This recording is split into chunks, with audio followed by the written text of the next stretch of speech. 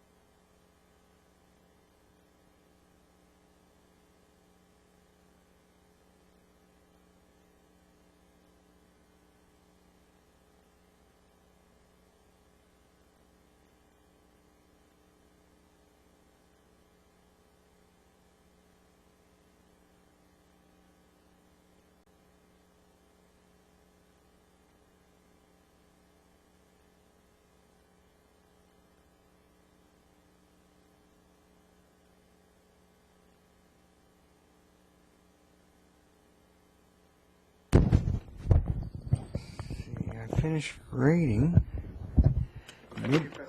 Huh? Okay.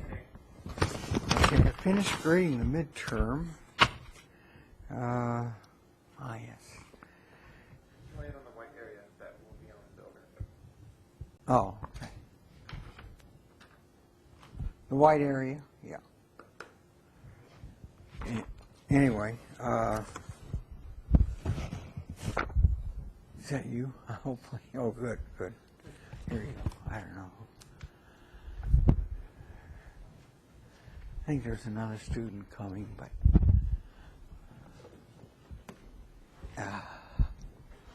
anyway, you can give me back now. I think there is just one other student. Anyway, the midterm results were very good, but I got to tell you, I got a little worried because a lot of people stayed to the very end, so I didn't know. I didn't know what was going on. Oh wait, I've already given her midterm. Oh, all right, I'll keep these. But in any case, yeah, I was a little bit concerned. I didn't know what was going on, but most people did very well on the midterm. The average is right around 80, so if you're 80 or above, you're in great shape. And the beauty of my class, you can be well below the average and still do well in the class. It's not that I give everybody A's, but it's just that there's partial credit and then there's all the projects. So no matter where you ended up on the midterm, please keep working hard on the projects and the homework, etc. There were a lot of very good questions on the project so far, which I was very happy to see, so that people are going through it. Since there is no TA in the class, normally the TA goes through the midterm. I will publish the notes, but I'll just quickly, the solution, sorry, but I will quickly go through the midterm. As promised, the first question was true or false. As I said, it would be here. In fact, let me just, I'll just scan I'll just scan the solutions. In fact, if you just give me a minute here, I know what, I'll just scan the solutions into the lecture notes, so that way you'll have them. But let me, I don't know. What is this, karaoke night or something here? I just need a little music, man. Anyway. Okay, yeah, let me, so yeah, that's what I'll do. I'll just scan this right in. Okay, so, well, not that, but anyway. Okay, so, yeah, the first question is, I promised, was a true or false question. And there were 5 different true or false questions. Most people did pretty well on this. There were a few missed a couple, but more or less had figured out what was going on. In fact, most everybody was not fooled in this first one. Not that I was trying to fool people, but I was asking if x of z is a z transform with poles and zeros, and if all the poles and zeros of x lie outside the unit circle, then all the poles and zeros of 1 over x of z inverse will lie inside, true or false. So actually, most everybody realized, well, wait a minute, if x has poles and zeros, I can write it like this, or they took special cases. And now if I let z, can you see? No. You can't see this. Yeah. I don't know.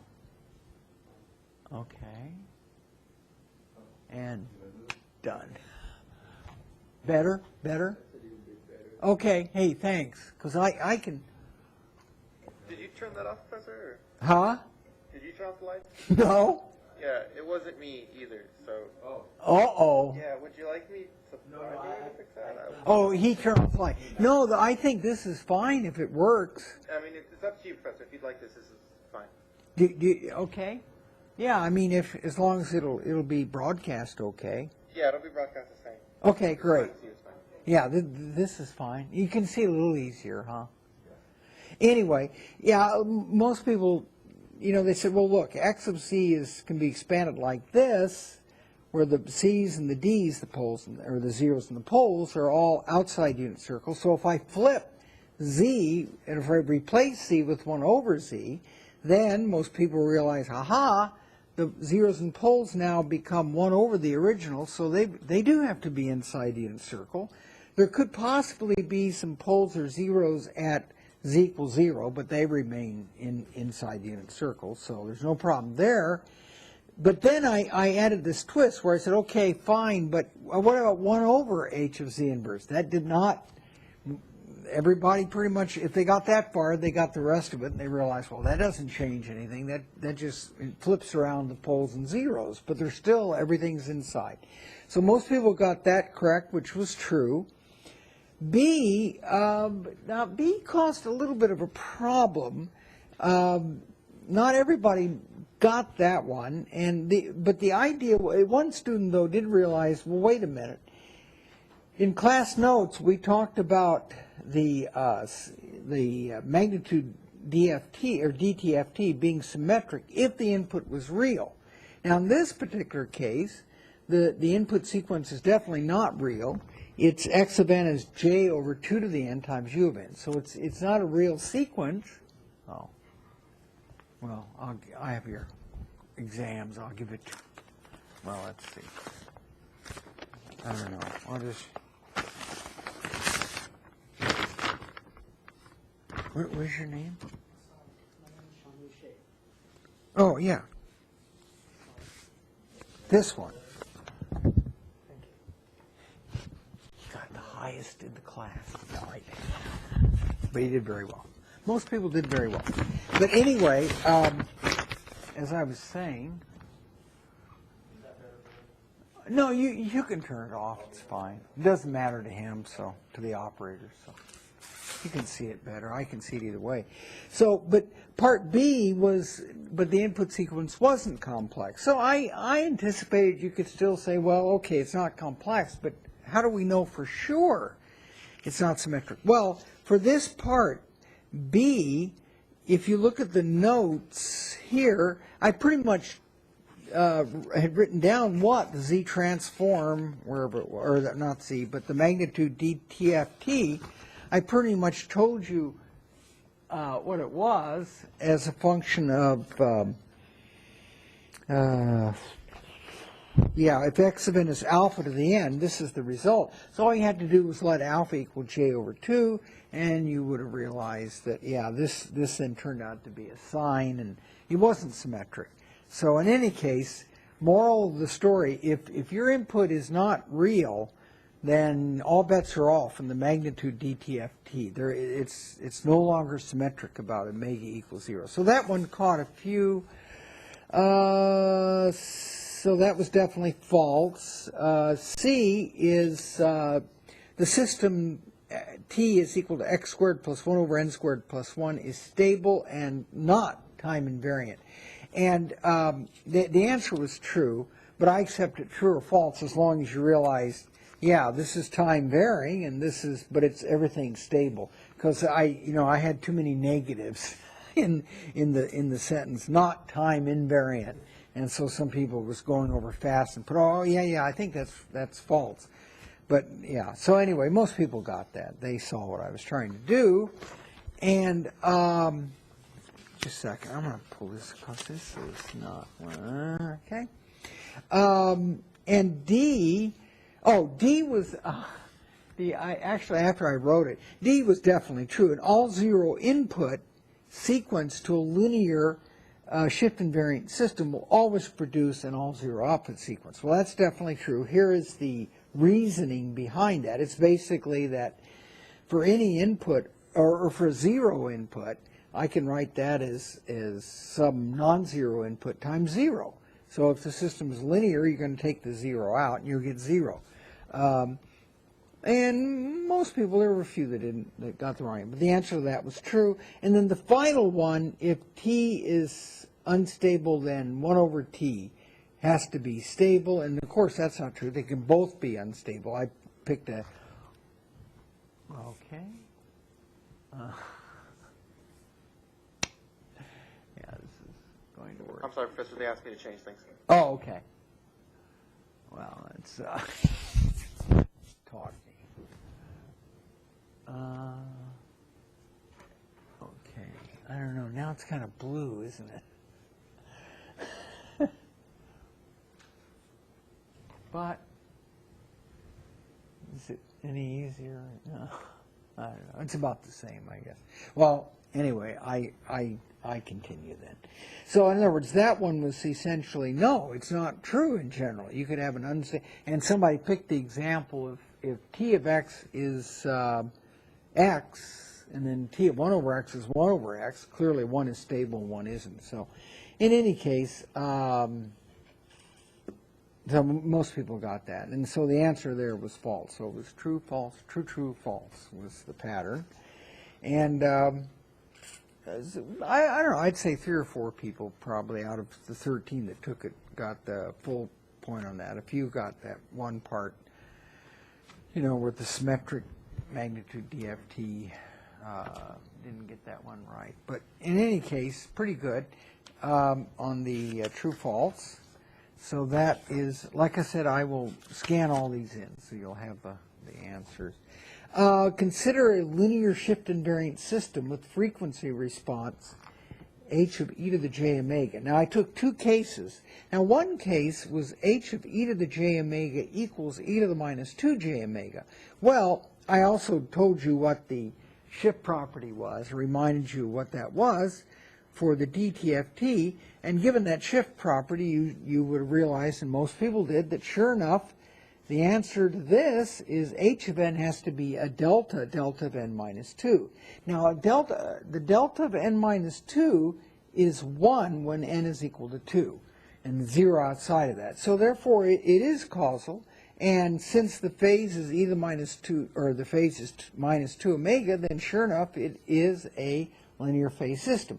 Now, what I wanted you to think about was, in the second part of this, there the transfer function was e to the minus 2.5 j omega.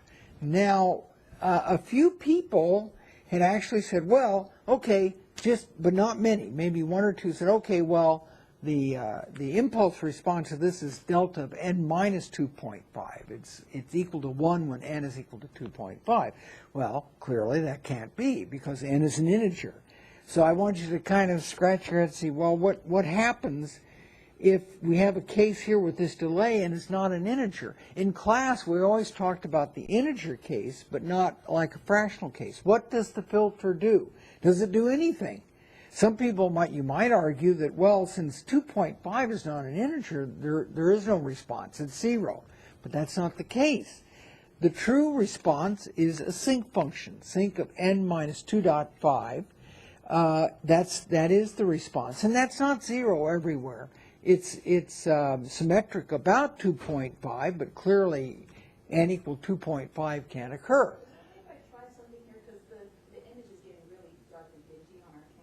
I can't see you.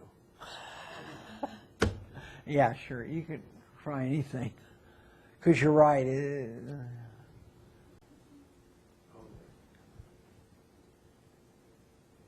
It's not.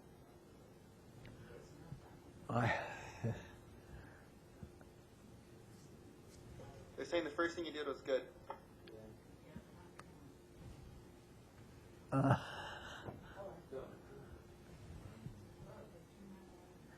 I don't think that one was so good, but yeah. Yeah.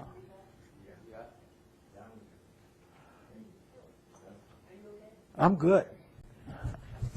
Good to go. Now I can't see anything. The lights blinded me. But anyway, yeah, so the point there was, okay, well, wait a minute. E to the minus 2.5 j omega, I wanted people to realize, and most people did, that delta of n minus 2.5, that's 0 everywhere. So is the impulse response 0? And the answer was, and I tried to lead you that way with doing the inverse DFT and then this result. And most people caught it. They got, a few didn't, but most people caught on and realized, oh yeah, it isn't 0 everywhere. It's in fact this sinc function. Now, when n is 2.5, obviously that's the peak value, but n can never be 2.5, but it can be 2, it can be 3. So what you will end up realizing, if you were to plot it out, you didn't have to for this part, is that for this case, for part B, if you were to plot h of n, you would find that right at 2.5, let's draw 2, let's draw 3, and you would see that it would look something like this. I don't know. It would peak up at 2.5. So it's something like that, or maybe that wasn't right either. But in any case, that's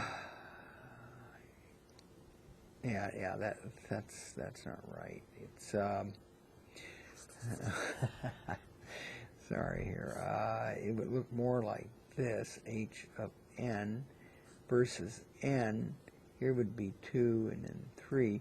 And some people actually calculated this out, but it would really look like, here, let me draw a dash n. So it would look some value like this, some value like this, some value like this over here at 4, over at minus, or at 1, and so on, and keep going. So these would be the actual points. And they're not 0, but, and this is the point. So first question was, what was the impulse response? So the impulse response you should have found was sinc h of n is equal to sinc of n minus 2.5, or maybe it's sinc of pi time, but it's kind of like this.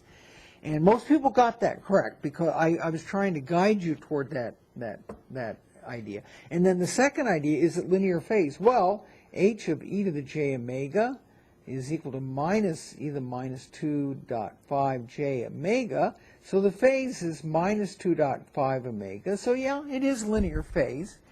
Most people got that. But here's the one part, and I took a couple of points off, was that if you evaluate this for 1, 0, minus 1, it's not 0. I mean, it just goes on infinitely long. And so it is not causal, turns out. This impulse response is infinitely long. And what the system is doing, so it's not a realizable system, it's not causal, and you would take an infinite number of coefficients to realize. So it's really not realizable. But what this solution is trying to do, it's trying, by taking all these points and filtering with all of these values, it's trying to essentially interpolate. This is like an interpolation filter.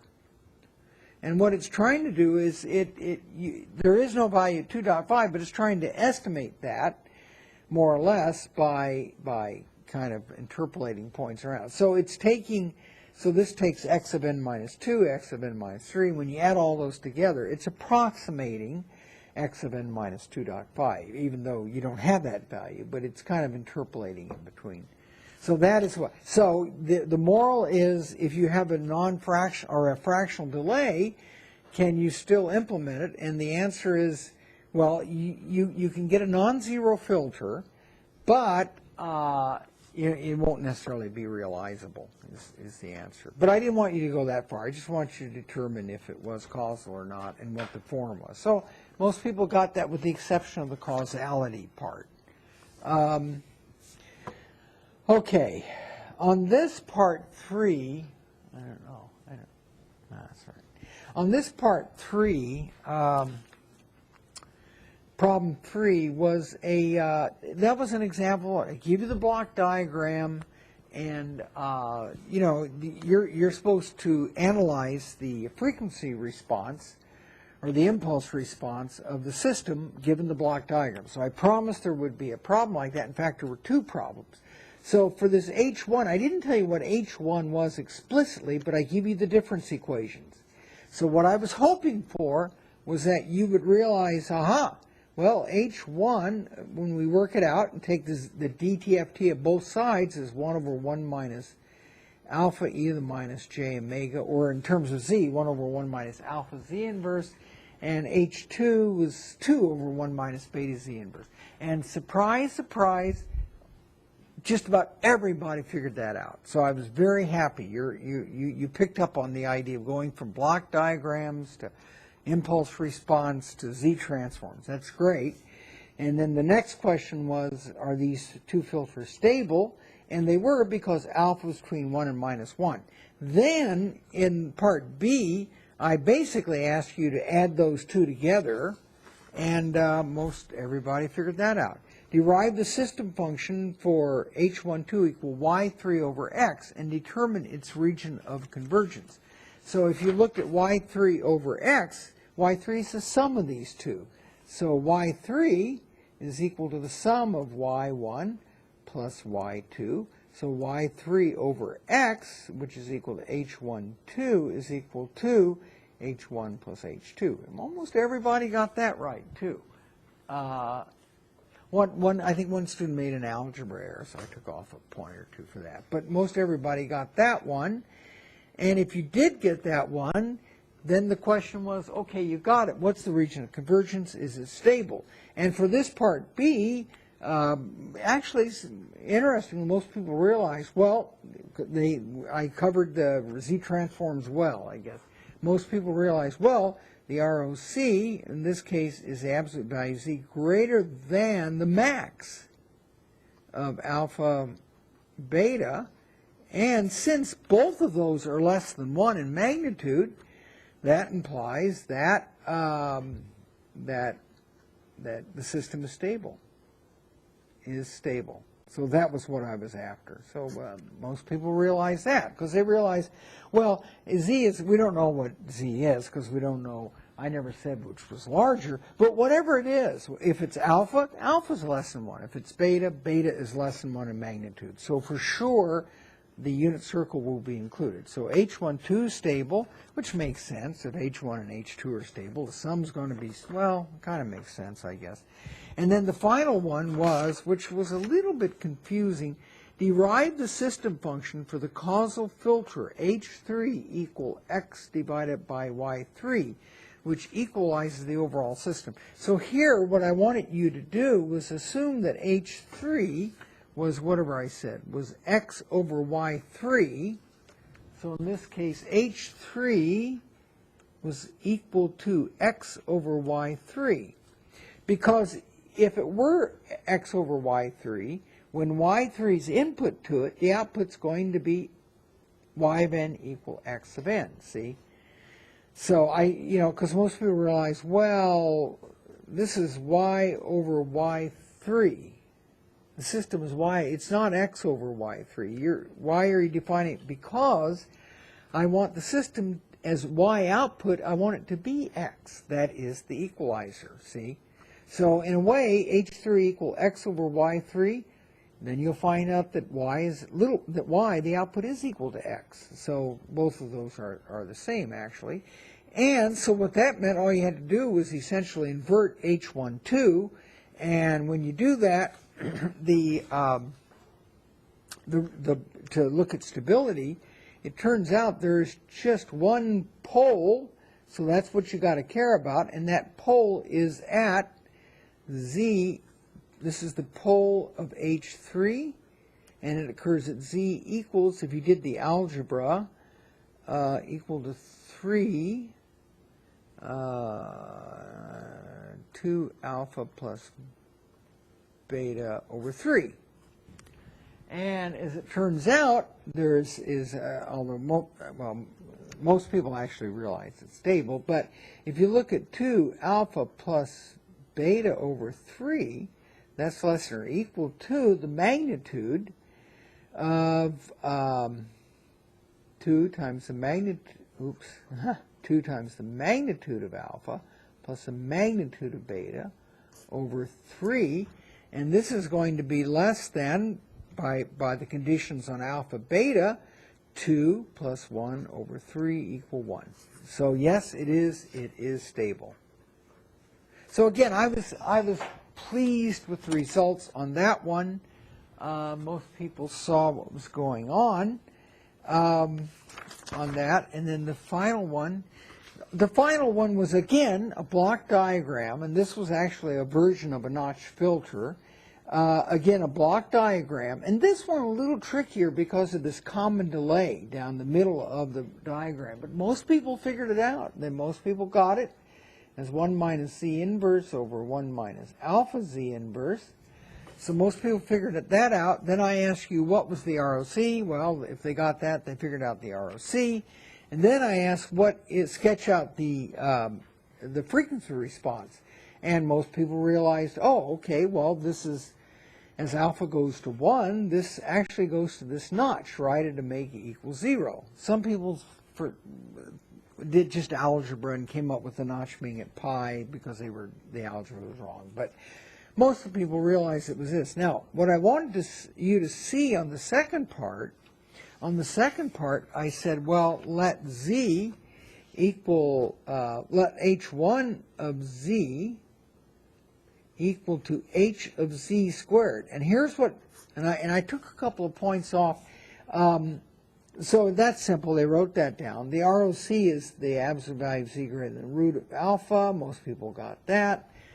Some didn't, but almost everyone got that. But what I wanted you to see, then I asked you to sketch it, was that I wanted you to see that this is the sketch of h of z, or h of z.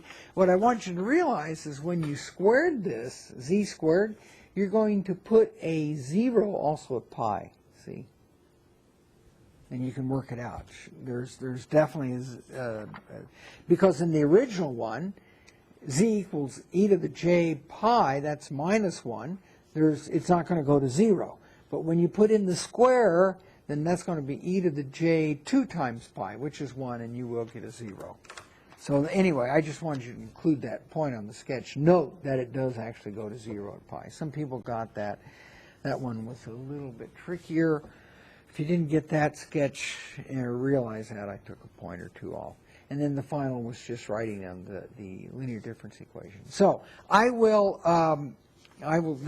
these will be scanned on the, if you want to see more of the detail on the DEN documents under the course documents.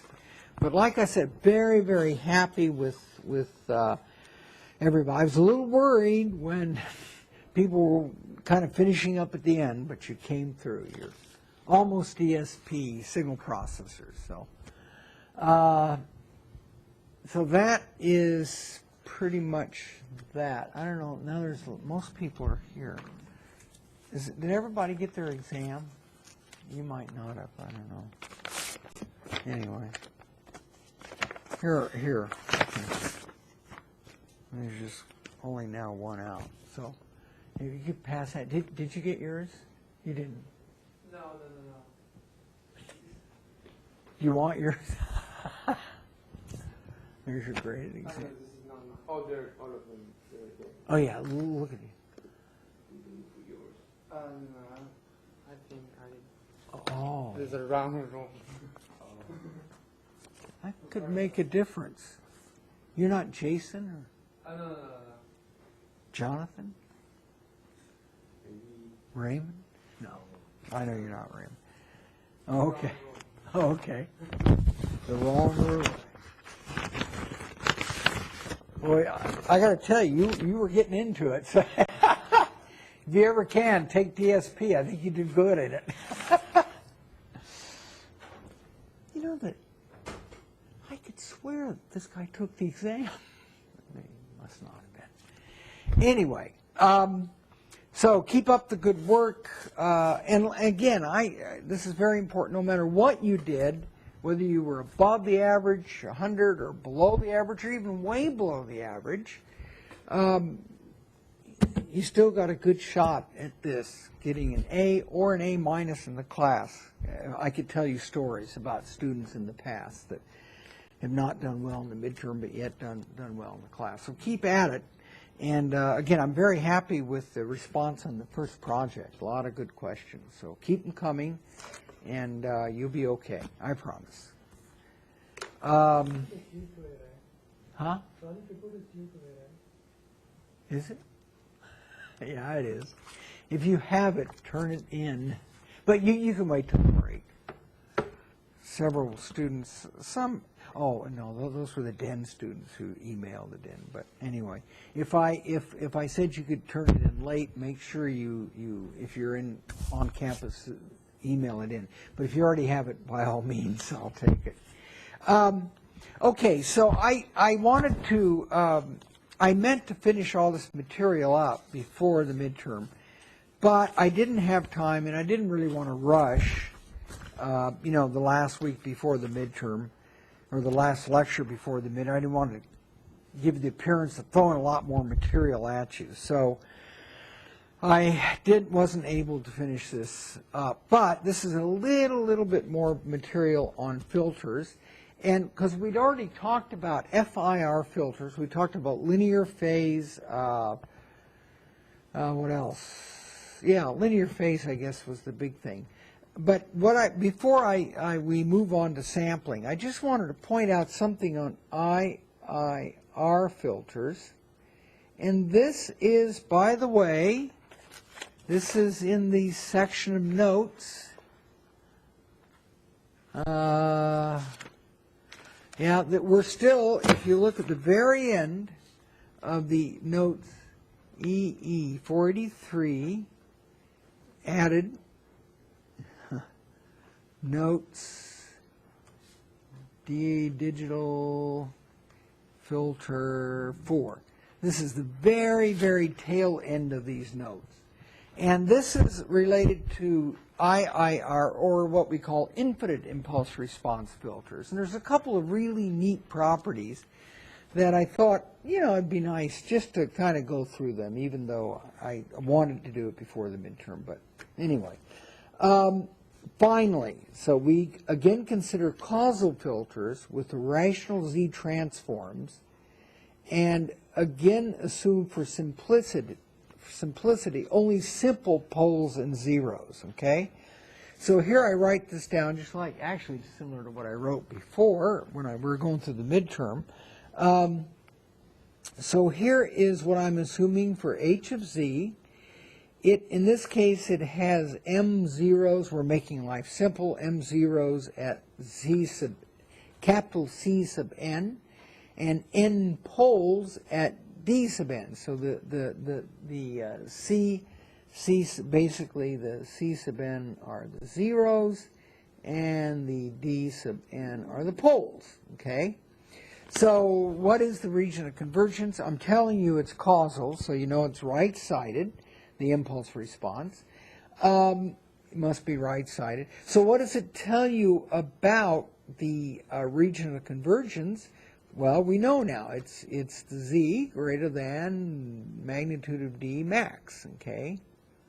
Magnitude of D sub n max. So that's the region of convergence.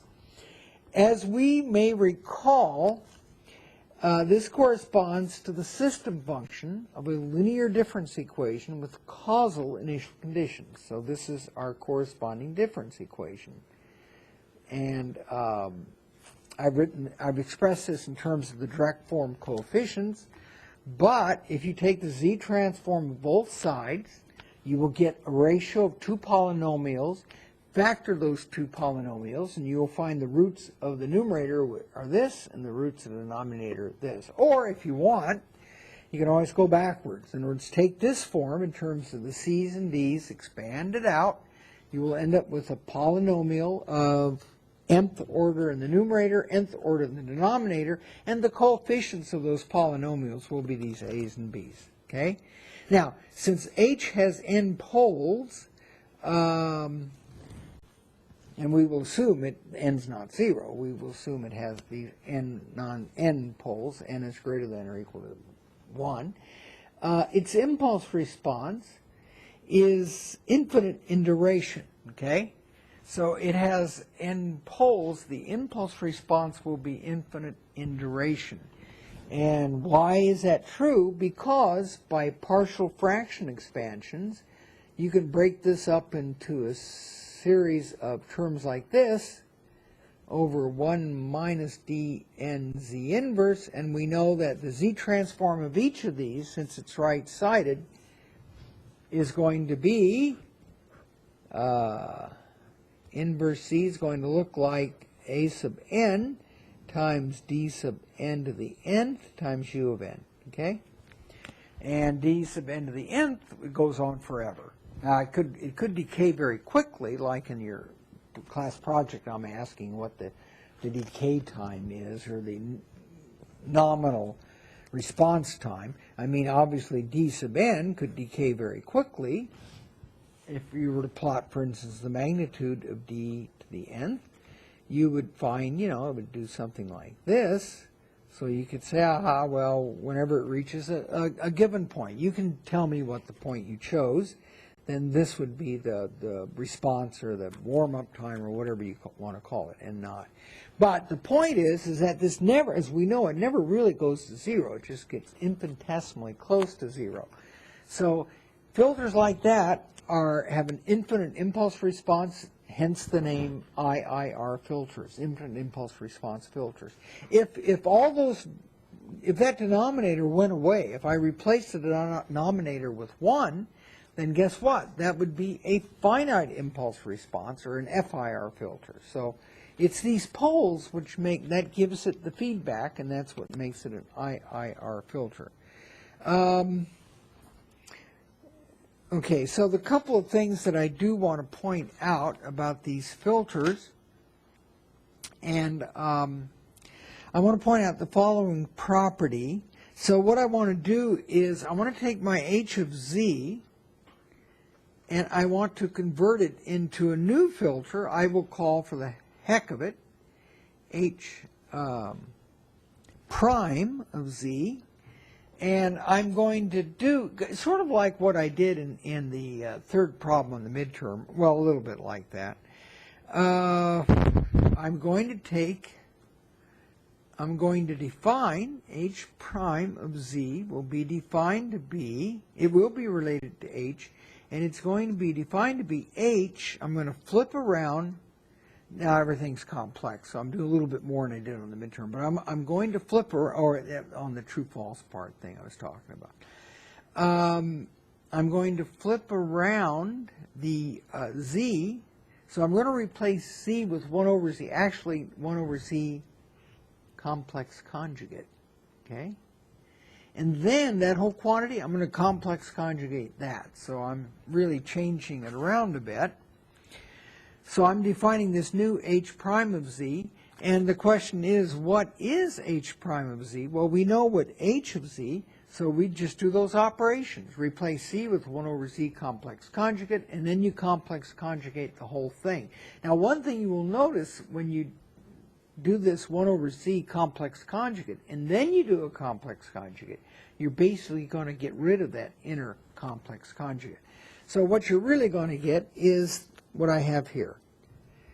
But this, well, I can't read this too well, but you're going to see things like look at each term, 1 minus c sub k complex conjugate z divided by product 1 minus d sub n complex conjugate z. So before you had, if you look up here, you had 1 minus c sub k z inverse, factors like that, 1 minus d sub k z inverse, factors like that in the denominator.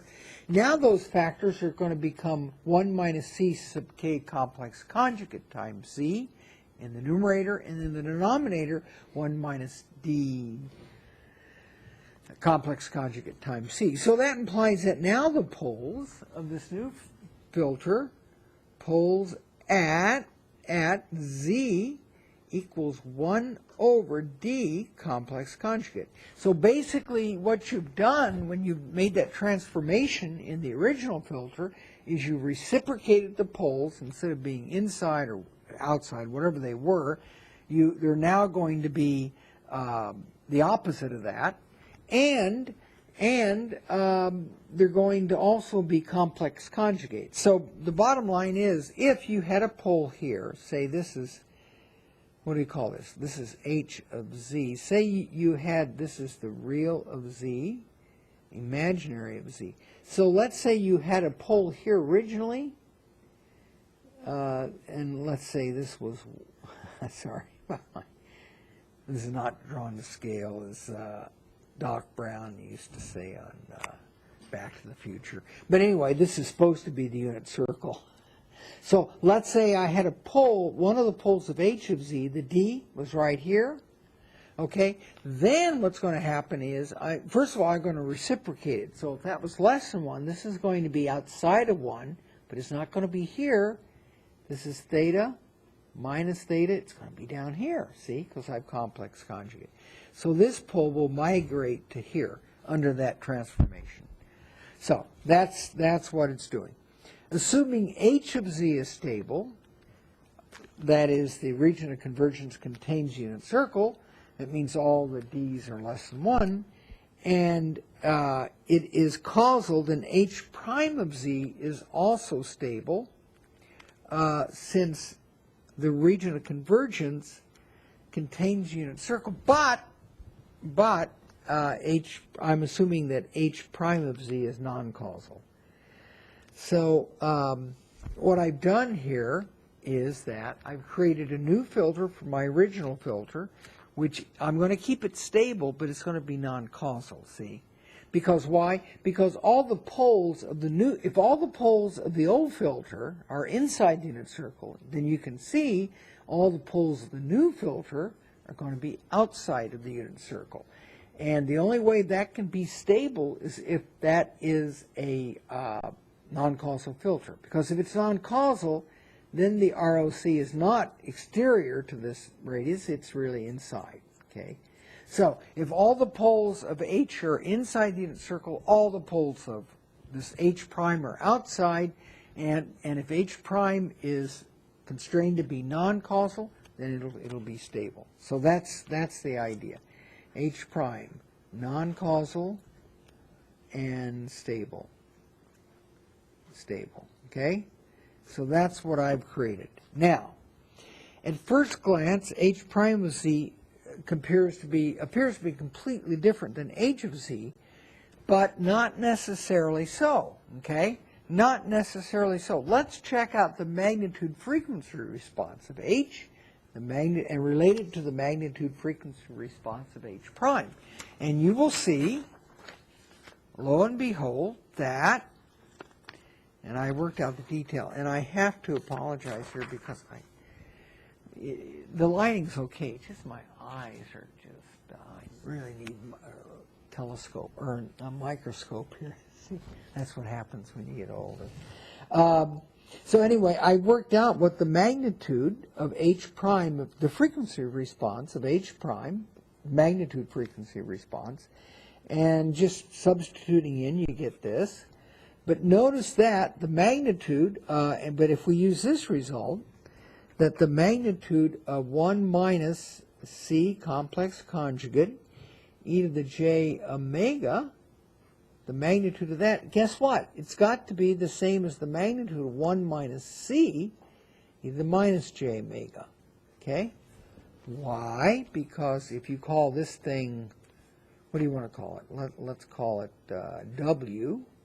Then guess what? So you have the magnitude of w. What is this quantity? It's w complex conjugate. And we know that the magnitude of any complex number is the same as the magnitude, of its complex conjugate. So it turns out all the factors, the magnitude of all the factors in the numerator and the denominator are the same between h prime and h. So we find this very interesting result, that the magnitude frequency response of h prime as a function of e to the j omega is the same as the magnitude frequency response of e to the j omega because of that property. All follows from the same thing with the d. So h prime of z and h of z are a little more closely related than we might think. One is causal and stable, the other is non-causal but stable, but yet they have the same frequency response. In general, if we have a system, and this is an interesting nugget here, if we have a system with magnitude frequency response h of e to the j omega, we can reciprocate and conjugate any pole or zero In other words, any one of the poles, like 0, we can replace 1 minus c z inverse can go to 1 minus c complex conjugate z. We can reciprocate and still end up with the same magnitude response. That's because, it's only because on the frequency response you let z equal e to the j omega. When z is equal to e to the j omega, then e to the minus j is the complex conjugate of e to the j omega. So the whole thing are complex conjugate pairs. So that's an interesting little, what shall we call it, a factoid here. Now we're going to put this together. The moral is given only the magnitude, one of the morals of the story. I mean, that's one interesting finding. But the other moral of the story is given only the magnitude of h of e to the j omega, we cannot uniquely specify h of z. Comes as no surprise. We talked a little bit about this before. So that's one thing I wanted to point out about IIR filters. And since we've gone this far, let's go a little bit further. Recall the all-pass filter example. You'll find this to be interesting, that we talked about. Again, this is all in these notes. The all-pass was example number 5, I think. Recall the all-pass filter example, and we can generalize it. If you notice, I give you a form for the all-pass filter, for the z-transform of the all-pass filter, as long as the all-pass filter had real coefficients. If the all-pass filter, we also have a form if the all-pass filter has complex coefficients, and it looks like this. It has factors z inverse minus a sub k star, complex conjugate, and it has in the numerator factors 1 minus a sub k z inverse. And by the same argument, you can show that, yes, the inverse. By the same argument, you can show that when you take the magnitude of these, that you also end up with this, you can use this complex conjugate property. And you will find that, lo and behold, with factors of this form, z inverse minus ak complex conjugate, and 1 minus akz inverse, that you will get the same magnitudes, okay? Oh, what the hell. Because if you let z equals e to the j omega, this becomes e to the minus j omega minus a sub k complex conjugate. I can make a complete idiot out of myself if I times a sub k e to the minus j omega. You see it now? Not quite, right? So let's do something else. Let's take this and factor out. You can do either way you want, but we'll factor an e to the minus j omega out of the numerator. So I'll write that as e to the minus j omega times 1 minus a sub k complex conjugate times e to the j omega divided by 1 minus a sub k e to the minus j omega. Now you notice I don't know if you can see that. These two right here, they're complex conjugate pairs. So when I take the, forget about this factor, when I take the magnitude of these two, I will get the same result. But there's still this factor. But who cares about this factor? The magnitude of e to the minus j omega is 1. So the net result is, if you take the complex, evaluate this, in order to compute its magnitude frequency response, for the complex all-pass filter, once again, you'll find that it is equal to 1. So that's kind of an interesting thing about that. And you can see that this has a zeros at z equals 1 over a sub k star complex conjugate, right? Why is that true? Yeah, because if z is 1 over 1 minus, if z is equal to 1 over a sub k complex conjugate, 1 over that, z inverse is a sub k and those are and then they're 0. So those are the 0. What about the poles of this complex all-pass? Poles at z, well, that's a simple one. Z equals a sub k. So once again, it's in the poles are the reciprocal complex conjugate of the zeros. Okay, so that also is a property. But but the poles are the related to the zeros. In that other filter, they're not necessarily related. But here, they are related to each other like that. And when you calculate the magnitude frequency response, lo and behold, you get unity. So that extends the all-pass to the complex phase. In general, for any system with rational z transform, we can express h of z as the product. Oops, I lost my page. As the product of an all-pass filter and a minimum phase filter, h sub min. So I can write any h of z is equal to h sub ap, all-pass times h minimum phase. Okay. Now, the minimum phase, what is that? Minimum phase filter has it's a rational function, well, in this case, a rational function of z, and it has all of its poles and zeros lying inside the unit circle. So that's a property of minimum phase filters, which, as we know from equalization, is a very important property. Can I prove this in general? You can prove this in general. I won't, but I can give you an example. In fact, I will let you.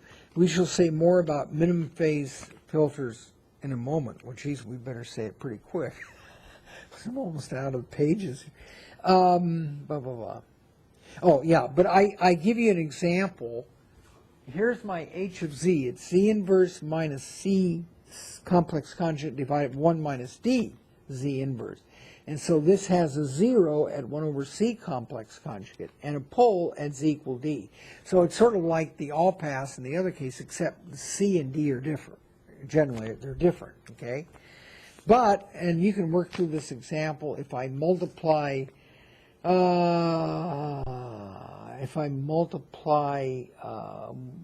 over 1 minus d z inverse. If I do the old trick of multiplying and dividing by the same factor, then it turns out that, lo and behold, yep, that's right, you do end up with 1 minus c z inverse divided by 1 minus d z inverse. And I don't know if I said, but, or did I say? Oh, yeah, I assume that the magnitude of z and the magnitude of d are all less than 1. But, so they're all inside the unit circle. But h has a 0 that's, in this case, 1 over c, so it's outside the unit circle. And so here you have a case of 0 outside unit circle, and the pole is inside. So I don't know what exactly it is, but it's not minimum phase. Minimum phase have both pole and 0 inside the unit circle. But I'm telling you that I can convert this, or I can factor this as the product of an all-pass and a minimum phase filter with both poles and zeros inside. And here is, I worked out this example. And for this case, h, sure enough, is equal to h min times h all-pass. And if you just play around with each of these, and you could extend this to arbitrary factors, but for each factors you kind of do this multiply and divide by the same factor, what you will find is that h min is equal to 1 minus c z inverse over 1 minus d z inverse, and the all-pass in this case is equal to z inverse minus c complex conjugate divided by 1 minus c z inverse. You can just go through the math, simple algebra. But, and in fact, you can extend this by working with just individual factors to any order. So it's always true, by virtue, actually, of this simple example. As we know from our previous discussion of equalization filters, that was also in these notes, when we talked about equalizing, it was example 8, I think, when we tried to approximate the equalizer with a causal FIR filter by truncation. As we know from our previous discussion of equalization filters, minimum phase filters have the nice property that they can be equalized with a causal stable filter. In other words, the equalizer for a minimum phase filter, it's just 1 over the minimum phase. Okay? And everything's still causal, everything's still stable, everything's great, as long as the poles and zeros of this filter are inside the unit circle. If we attempt to equalize a non-minimum phase filter with the inverse of the minimum phase component, so what we did was, first of all, we tried to compute 1 over h, where h was not minimum phase, and we ran into problems, so we had to approximate it with this FIR filter. But what this is saying, another approach is, since any filter can be written as a product of a minimum phase and an all-pass, then what this is saying is we could try to equalize, in other words, h is equal to h min times h sub all pass. We could try to approximate the equalizer filter as just 1 over h min. And you say, well, that's not 1 over h. No, it's not. But you know what's interesting is if you take the product of the magnitude response of e to the j omega times h of e to the j omega, guess what you get? You're going to get the minimum phase components cancel out. You get the magnitude of h sub 8p, you will get 1. So if you tried to extract the minimum phase component of your filter and develop the equalizer for that, namely 1 over h min, then what you would end up doing, you would equalize the amplitude, but alas, you would not equalize the phase. And so the magnitude of h times e is equal to 1, but the phase of h times e is not equal to is not equal to 1 because of the all-pass filter, which doesn't have a non-zero, which has a non-zero phase. So that's all I wanted to say, but I thought I would at least point that out. So if h of z is non-minimum phase, unfortunately most communication channels are, then the only way to approximately equalize it with a stable and causal equalization filter is what we talked about earlier, where we approximate it with a FIR filter. By the way, the reason why minimum phase filters are called minimum phase filters is that they have the smallest, this is out of Oppenheim and Schaefer, and I think also Mitra, they have the smallest possible group delay of all the systems with the same magnitude response. Anyway, you don't have to worry about that. I doubt you'll even see, I mean, even though, yes, this is being covered after the midterm, I doubt there'd be any questions on this, but this is for you, for your knowledge, a little bit of background in this magic world of these filters. They're very interesting. And there's actually even more interesting things about filters that even is not in Mitra, it's in the Oppenheim and Schaefer text, how, I'm trying to remember this.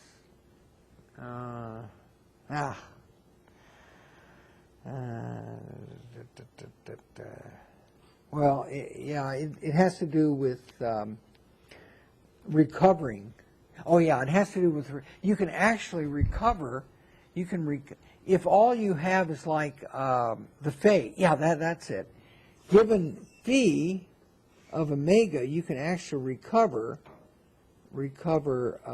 h if h is minimum phase. There's this wonderful formula in, actually it's in Oppenheim and Schaefer, using, of all things, Hilbert transforms. It's really neat stuff. Anyway, there's a lot more stuff about this we could get into, but we don't have time. But at least I wanted to expose you to that part of it. So that's absolutely all I have to say about filters, and that's it. And I won't talk about filters ever again in my life. No, I will talk about them later when we talk about designing digital filters. So I will come back to those later on. For now, though, sampling is very important, so I do want to talk to you about sampling. Actually, before I do that, let's see, or do I want to mention any of this? I guess I do.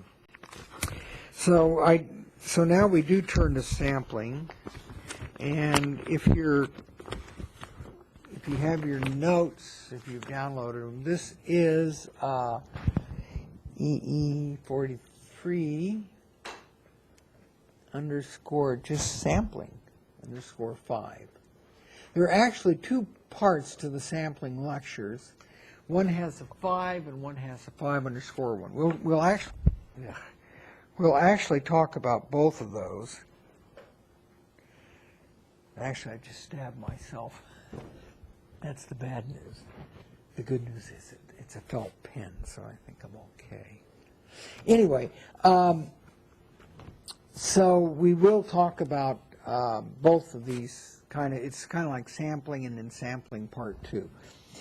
Okay, so before, as an intro into the sampling theorem, what we're going to do, sampling is, when you talk about sampling, you basically have two signals. You have one signal, and somewhere I had a picture of it. Maybe I'll come back to that picture. Well, in any case, when you talk about, we'll come back to that picture. But when you talk about sampling, what that means is you're sampling some sort of waveform, which is continuous time.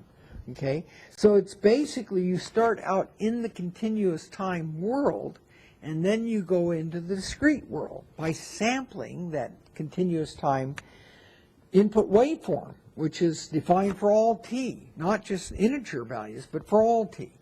But you're going to sample that at discrete time instances. And the question is, how are those related? You know, you go from this continuous time signal to this discrete time signal, and how are the two related, if they're related at all? And how fast do you really need to sample that continuous time signal? Because in the continuous time world, there is no discrete time instant. It's just continuous time, okay? Well, in any event, when we talk about continuous time and sampling, we have to relate, and we want to relate the continuous time world to the discrete time. We will do that through transforms. There are other ways of doing it, but I find the simplest way to do it is through transforms. So when we talk about transforms, we're talking about two types. One, the discrete time transforms. We know what those are. Those are the DTFT, and those are the realm of digital signal processing. But when we talk about in the continuous time, which we have to, when we talk about sampling, then we're talking about Fourier transform of a continuous function, and that we will call the continuous Fourier transform, okay? And in the discrete world, we will call that the DTFT, which we've already talked about. Now, there are other variants, or there are other forms in the continuous time world. Sometimes, if the continuous time waveform is periodic, we can analyze it using Fourier series. We won't talk about this in the class, but that's one way we can do it. If the signal is periodic, we can use Fourier series. In general, if there are no periodicity, then we have to use the continuous Fourier transform. In the discrete time world, we can use the DTFT, but once again, if the signal is periodic with some period n, or if it's finite, if it's just finite, in other words, not necessarily period, but you're given n samples and that's it, then we have to use finite discrete transforms, and that is called the discrete Fourier transform, or the DFT. Now, I know it sounds very similar to the discrete time Fourier transform, but Oppenheim and Shaver, somebody put in that extra T for discrete time Fourier transform to denote those are general types of discrete time signals, could be infinitely long. But if they're finite, then it's called discrete Fourier transform. Now, we're not going to talk about that yet. We're not going to talk about Fourier series either. We will, however, come back to the discrete Fourier transform later on after we finish sampling. But right now we're going to focus on the two transforms we know, and they look like, where here is, they look like here. Here is the continuous Fourier transform, the CFT.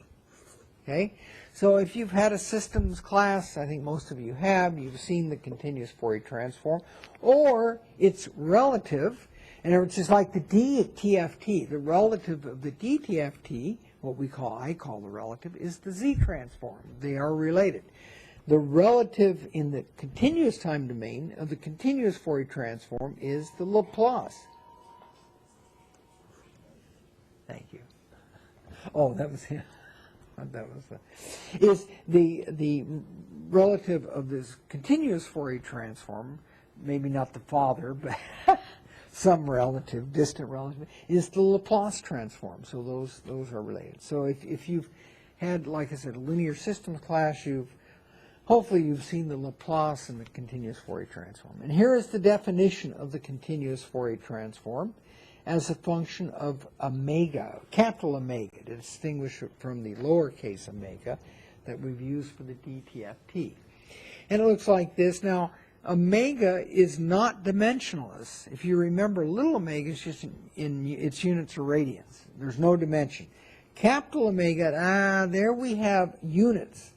And capital omega is in units of radians per second.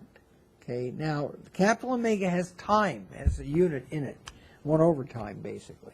So capital omega is in terms of radians per second. If you don't like dealing with radians per second, you prefer hertz, then there's this.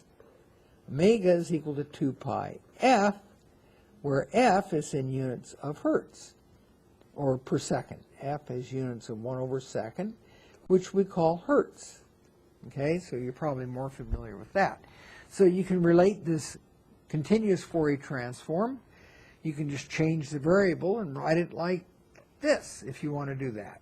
But when you do that, there's also an inverse continuous Fourier transform, and it looks like this.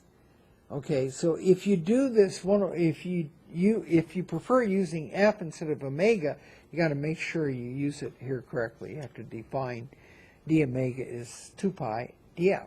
So anyway, but in any case, that's the continuous Fourier transform. Again, frequencies are no longer dimensionless. They're in dimension in either hertz or radians per second, depending on if you want to use capital omega or f. Both x of t and x of omega are assumed to be continuous function. Okay, it's just like the DTFT. We assumed x of n was infinitely long, not necessarily periodic. Okay. Discrete Fourier, discrete time Fourier transform. We'll use, so we're going to use the continuous Fourier transform, and we're going to use the discrete time Fourier transform. We've already seen what that is. We're going to use that as our analysis tools, and we will show how the sampling relates back to the signal, the continuous time signal. It is related, and it is the sampled signal and the continuous time signal from which it came. They are related, and we will show how they're related through these transforms. So these are the key transforms, DTFT and the CFT. Okay? So that's what we will do. And like I said, the discrete Fourier transform, we will come back to that. The DFT, without that T, we'll come back to that later on, without the first T. Okay, so here's the picture I was just telling you about a little bit. Is not much of a picture, but it's all right. So x sub c of t, and I apologize, later on I type these notes. In fact, in just a second I'll type them. I'll go to some type notes. I hope I can project them okay. Okay, so x sub c of t, I will let that be a continuous time signal. Okay, not discrete time, continuous time signal. And I will let the continuous Fourier transform of x sub c of t be capital X sub c of omega, c for continuous. Okay? So here's how those two signals are related. Just what I said before. And we will make use of this transform and inverse continuous Fourier transform in just a moment. Now what I'm going to do is I'm going to sample x sub c of t at distinct time instances, okay? So I will form a discrete time signal, x of n, equal x sub c of n t. T, by the way, is called the sampling period or sampling interval. Now, by the way, I'm assuming that the time samples, I will call those t sub n equals n times t, they're going to be uniformly spaced. Every capital T seconds, sample, sample, sample, sample. So everything's uniformly spaced. Now, there has been a lot of work on non-uniformly spaced sampling, which has certain advantages, but that's beyond our pay grade. So we're going to stick with the uniform sampling. There's enough stuff there that's, but there are techniques that use actually non-uniform as an aside. Anyway, so we're assuming that the time period between samples is always fixed and it's t, capital T seconds. So capital T is called the sampling period or interval, and 1 over T is called the sampling frequency, okay? And I always call it, so 1 over T is the sampling frequency. I always use the notation capital F sub S. I've just used that forever, so I guess it stands for sampling frequency. So that will be our sampling frequency, and capital T is the sampling period. Obviously, the closer space you take the samples, the larger the sampling frequency has to be, and vice versa. So here's my little diagram. It's not much of a diagram, but basically here is x sub c of t, and in the frequency domain, in the continuous frequency domain, that's capital X sub c of omega. And then I draw this little diagram, which is basically, it's supposed to be a sampler, but this is supposed to be a time sampler, and every t seconds I get an output sample coming out from the sampler. This is, believe it or not, an ideal form of an analog to digital A to D converter. Actually, this is really called, what do they call it? Oh, the book calls it, I think, this continuous to discrete time converter, something like that. Actually forgot the exact name they call it. But in any case, this is kind of like a sampling, like an A to D converter. It takes the signal and converts it to continuous time to discrete time. Actually, the A to D, and so here comes the output.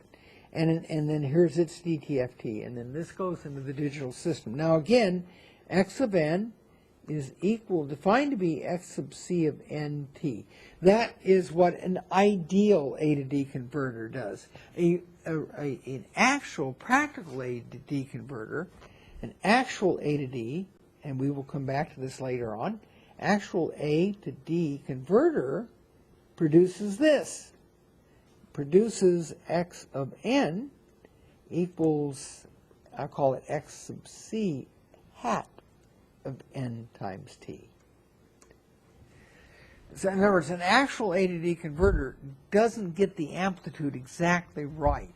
It approximates the amplitude. Depends how many bits are in the A to D converter, etc., etc. Again, we'll come back to that later on. But for right now, we'll consider this ideal, or the continuous to discrete time converter, if you want to call it that. And that's what it does. So for this side of our world, our discrete, or DSP is part of the world, the digital world, we have the x of n, the samples, and the discrete time Fourier transform. On the continuous time side of the world, people call it the analog side of the world, we have the continuous time waveform and its continuous Fourier transform. Now it turns out the two can be related to each other. So that's, and we will talk about that. So I got a few more minutes before we take our break. So now what I've done is, and as I thought, that's not going to get all that on one page. Anyway, but I'll try to show you the whole thing.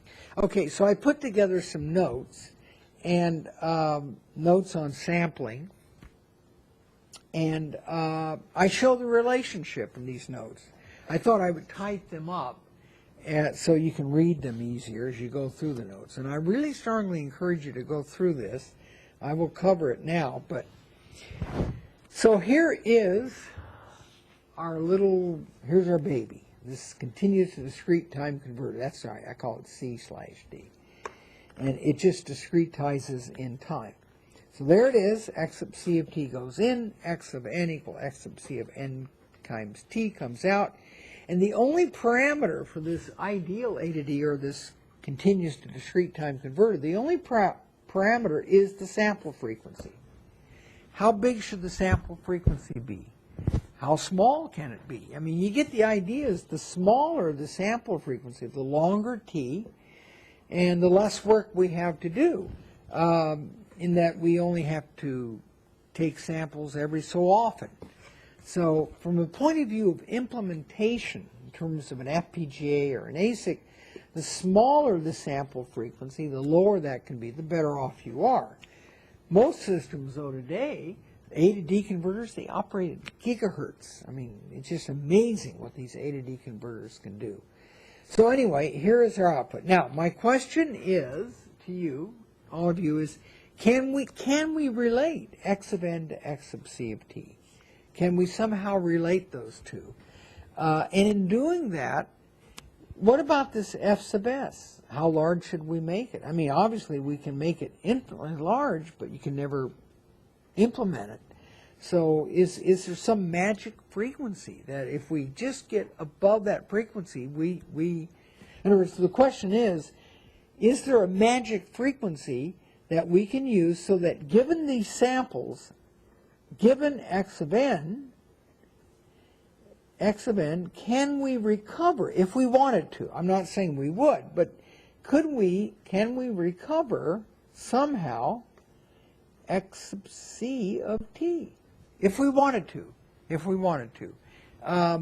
Given x of n, can we recover x sub c of t? And the answer to that question is very interesting, as you will see. So we'll come back to that in a second. The answer actually is yes, under certain conditions. So by doing this a little handy-dandy analysis, we'll see what those conditions are. So I'm going to do an analysis all in the frequency domain, nothing up my sleeves, all no magic here, and I will show the relationship using really simple elementary operations. Okay, so here is the key. X of n, we know, is x sub c of nt. Here's the very first relationship. Actually, it isn't all that tricky. Use the inverse continuous Fourier transform, right? You remember the inverse continuous Fourier transform, right? X of t is 1 over 2 pi times this integral, okay? So what we're going to do, very clever, is replace little t with n times big T, okay? This is valid for any t, so all I'm going to do is replace t with n times dt. And you know what? That gives me, on the left-hand side, it gives me x of n. So in a way, we're already making progress, all of us here. You know, we've already got a good start on this.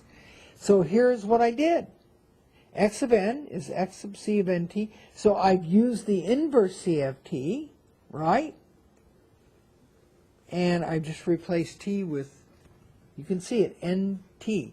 This already is the relationship between the continuous Fourier transform of our continuous time signal and our sampled output signal x of n. So I've already got a good start on this, see? I've already got a relationship going. But let's take this quite a bit further to see where we can go. Okay, because we haven't brought into play the DTFT yet, but we will. I promise we will. Okay, so what I'm going to do is I'm going to take that integral from minus infinity to infinity, and I'm going to break that up into subintervals, or subintegrals, I guess you can call it, using non-overlapping intervals in frequency. So what I'm going to do is I'm going to take this interval minus infinity to infinity, omega, and I'm going to break it up into subintervals 2r minus 1 times pi over t to 2, this is the rth subinterval, r plus 1 pi over t, and I'm going to let r is an integer, okay, r is an integer, and I will let that run between minus infinity less than r less than infinity, okay? Now, these are non-overlapping intervals, so they cover the entire space in omega, minus infinity to infinity. They're just contiguous, non-overlapping intervals. So I can always do that, and I know that from minus infinity to infinity, I can break it up into subintegrals over each of these intervals, and I just add the result all together. See? So I haven't really done anything magic yet. Now, what I'm going to do next, though, if you notice the limits, even though it's kind of hard to see, but the limits are, like I said, from 2r minus 1 pi over t to 2r plus 1 pi over t. Now, I'm going to make a change of variable so that I will fix the limits to a common base. So here is the change of variable. So I will let omega prime be omega minus 2 pi r over t.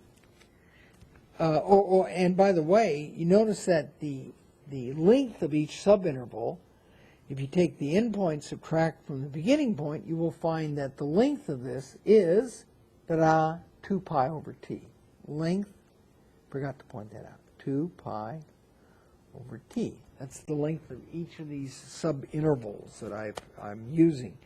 So I'm going to make a change of variable, omega prime equal omega minus 2 pi over t over r, or equivalent omega is omega prime plus 2 pi over t, and I'm going to make that change of variable in this integral, and I'm going to substitute it in, and when you do that, you find that it becomes now an integral d omega.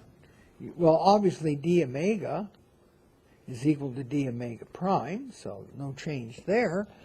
But what you did change is actually three things.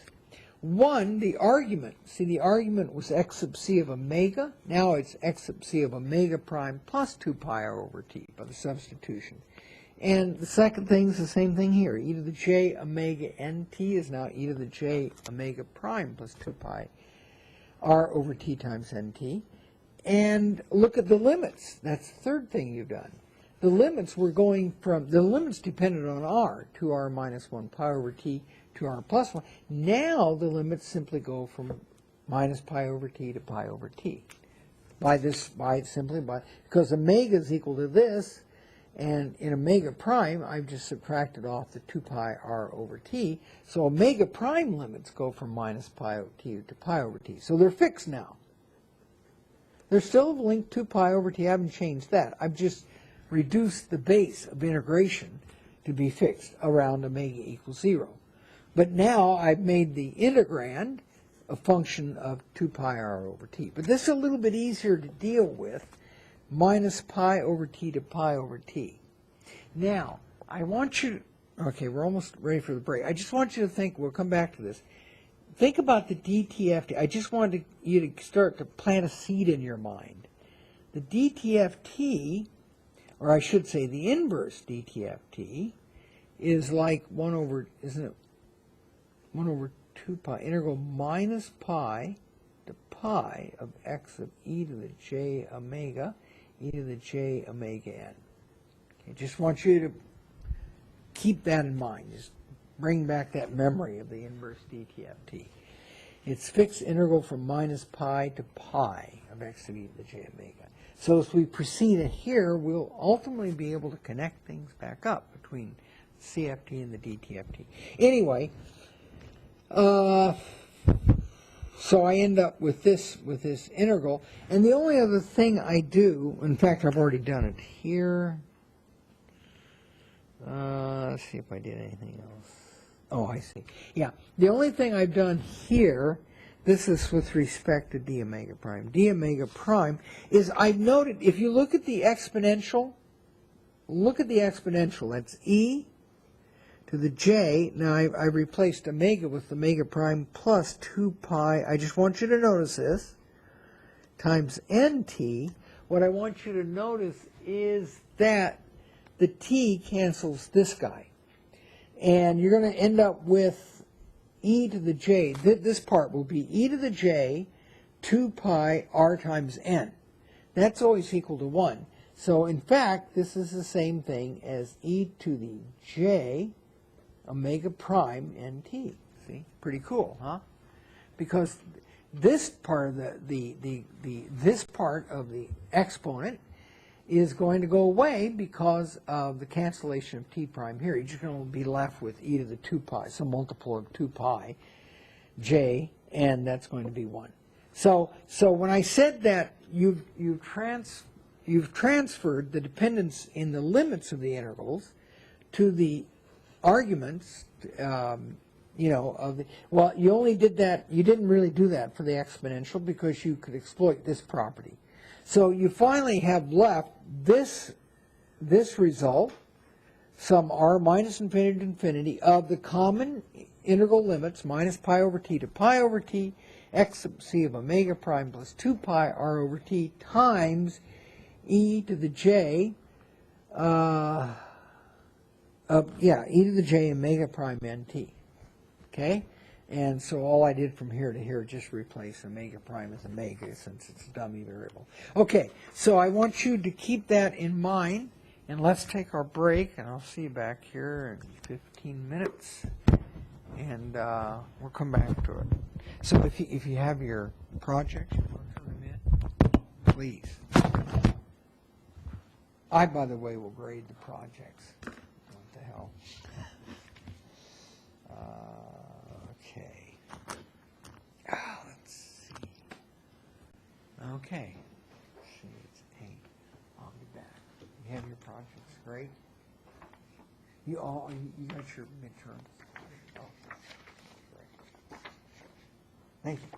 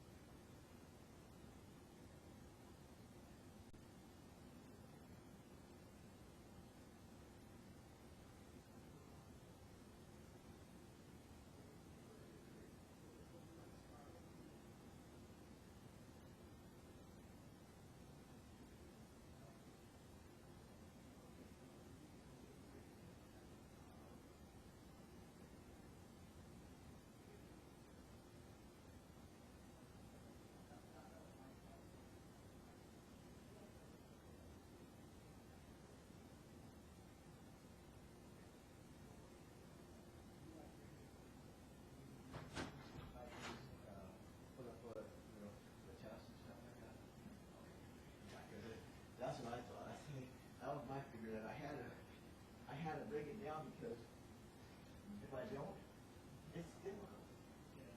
I mean, it takes, I think I spent hours and hours just trying to go over it and trying to make sense of it. Like, do you know about the right movement? Right movement?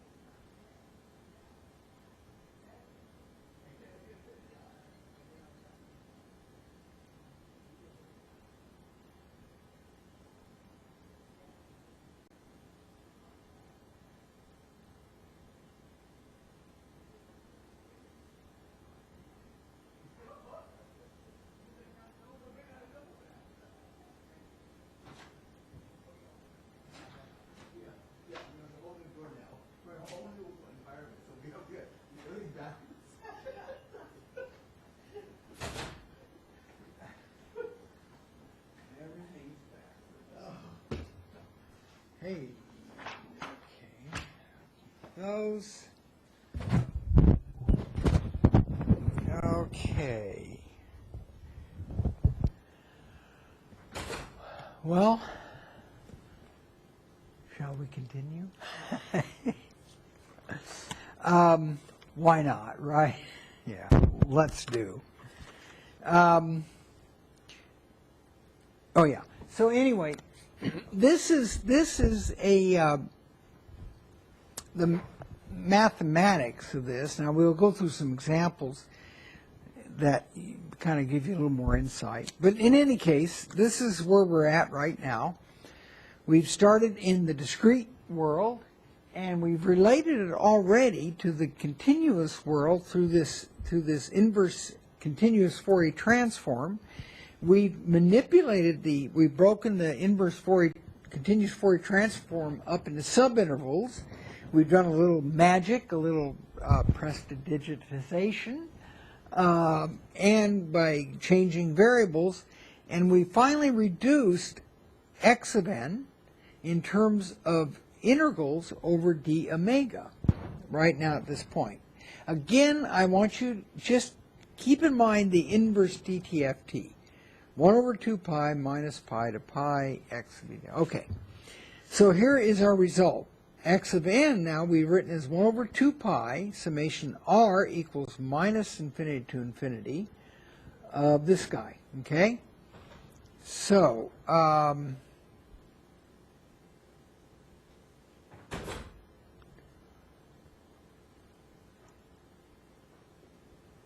you know what? That's not right.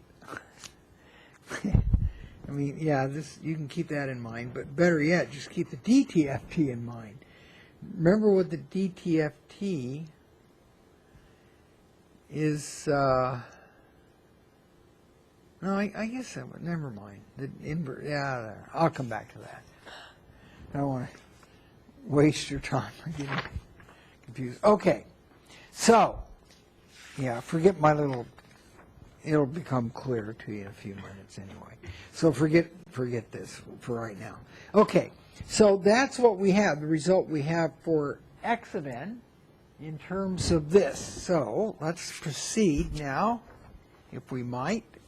Exchanging the order of the summation and integral, we get, assuming we can do that, which I will assume here, that x of n is 1 over 2 pi integral minus pi over t to pi over t of this thing inside. So that is, in fact, that's all I did.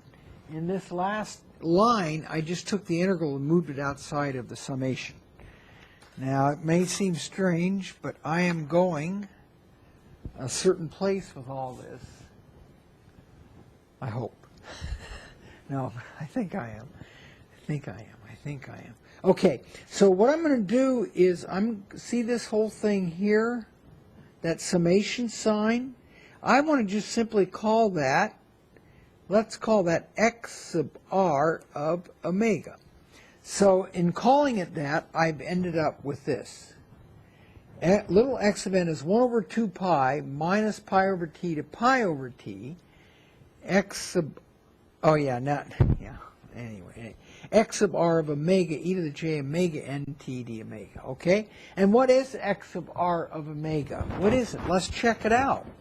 By definition, it's equal to r equal minus infinity to infinity of all of these copies of the CFT of x sub c shifted by intervals of 2 pi over t, okay? So just as a little aside here, let me ask you a question. Is x sub r of omega plus 2 pi over t, does that equal x sub r of omega? Just a question. In other words, is x sub r of omega periodic with period 2 pi over t? That's my question. And I think if you look at this for a while, you will realize, oh yeah, it sure is. It definitely is. If I replace omega with omega plus 2 pi over t, it's just another 2 pi over t, okay? So, and I've got an infinite number of them anyway. So in fact, I can remove this. Yes, it is. x sub r is periodic. Is x, is what I'm calling x sub c of omega, is that periodic? No. There's no prescribed relationship of periodicity for x sub c. But I've created a new CFT, x sub r of omega, which is periodic. So that's interesting to note. Now here it's coming back to what I was saying earlier. Okay, so I'm almost done. We're almost done. Almost got it. One little final touch to the recipe before we can get the cake. And the final touch is a simple one. I will simply define omega. I'll do another change of variables. Omega equal capital omega t. And now let's see what we get. We get this integral minus pi over t to pi over t of that. When I do the change of variable, little omega equal capital omega t, guess what? The limits will become minus pi to pi. Sort of like this. Very nice, huh? So we find the result that x of n is equal to 1 over 2 pi t times the integral minus pi to pi of x of r omega over t e to the j omega n. What does that tell us? Okay, this is where the inverse DTF. Recall, please, the inverse DTFT. Now we can use it. X of n is equal to 1 over 2 pi integral minus pi to pi of x of e to the j omega times e to the j omega n times d omega. Well, you know what? You know what? The inverse DTF, that's forward DTFT inverse. Those are unique. In other words, by that I mean, if I find two functions, functions of frequency, x1 of e to the j omega, x2 of e to the j omega, such that minus 1 over 2 pi minus pi to pi give me the same result x of n because of the orthogonality of these exponentials, then that implies that x1 is equal to x2. Well, look, we have that situation right here. I showed you this, and now look at this. Integral minus pi to pi of x sub r of omega over t e to the j omega n by uniqueness of the inverse DTFT. What does that imply? That implies that 1 over t times x sub r of omega over t is got to be equal to x of e to the j omega. Voila, done. I have just proven, I have just established, I should say, the relationship between the continuous time world, the discrete time world, the DTFT, and the continuous time world, this x sub r. And you say, what is x sub r? X sub r is just copies of x sub c of omega. X sub c of omega are displaced by 2 pi r over t. X sub c of omega is, of course, the CFT of the continuous time signal. So I just related continuous world, continuous time world, to the discrete time world. Those are how the two worlds collide. Okay? So, yeah. Is x sub c finite? Or is it infinite? Oh, x sub c of t, well, I guess, You said x sub r is repeated version of x sub c, right? yeah, right. I'm sorry. You mean x sub c of omega. Is that finite? Well, we'll see. I'm sorry, I thought you were talking about little x sub c of time, t. Is it finite? We will see. We'll see in a minute. That turns out to be the key. That turns out to be the key in the sampling, in our world of sampling. Is x sub c of capital omega, is it finite? In other words, is it 0 for some omega greater than omega naught? We'll see. That's the key. Right now, no, I'm not making that assumption. It could be infinitely long. But I know this, that when I create copies of it, just by displacing it, by shifting capital omega by 2 pi r over t, and adding all those together, at least I create a periodic CFT, x sub r. And now I know that, in terms of that periodic version, I know that I can relate that guy back to the DTFT of the sampled signal through this relationship. So that gives me a relationship between the continuous time world and the sample time world through the Fourier transforms, through the transforms. So that is a biggie. That I call it's so big I call it equation A. That's how big that is. That's the A equation, the A team right there. Okay, now let's see what else we can say. So here is our equation. It's such a neat equation, I've repeated it again for you. So I've repeated the equation. So here it is. This is what we've just shown by simply changing some variables. So this certainly answers the question. The first question I said, somehow is the sampled signal, we're really, if you think about it, we've thrown a lot of information away. We've started with x sub c of t, and we've gone to x sub c of n times t. So we're only looking at discrete samples in time out of this continuum.